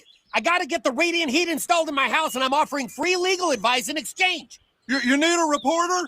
I'll report the news to you if you fix my shower tile. How about a computer programmer? I can do coding. Insurance broker? What the hell are you guys doing here? We're trying to get a handyman to do stuff for us. You know how to install radiant heat or not? Well, that's what happens. That's what happens. Life in the big city, everybody. That's how it goes down. And that's how it happens right there. All right, everybody, don't forget to like, subscribe, and share. And you know what? At the end of the day, right, we got to make sure we're having a good time and that, you control the controllables, like I said, because in life, you're going to be encountered with so many different things that you can't even control. And if you're letting outside forces dictate your daily mood and your daily focus and the way you feel, then you're going to be torn in 20 different directions, So just remember, like I always say, focus on what you can control. Focus more on what you want than on what you don't want, right? And there's a world on fire, all this crazy stuff happening. But you got to remember, if you have a focus on your own personal strategy, the goals you have, your ends, your ways you're going to get there, and the means you're going to apply to make it all happen, then you're already winning. And pour yourself into that, okay? And remember, like I always say, make yourself better, make the world better. Have an amazing, amazing weekend. It is the weekend. We made it. And I will see you all very soon. Watch for my video coming out tomorrow morning and go get yours. Thanks so much for being here, everybody. I had a great time. Hope you had a great time. Give me a fire symbol in that chat if you had a great time. And I will see you all soon. Take care, everyone.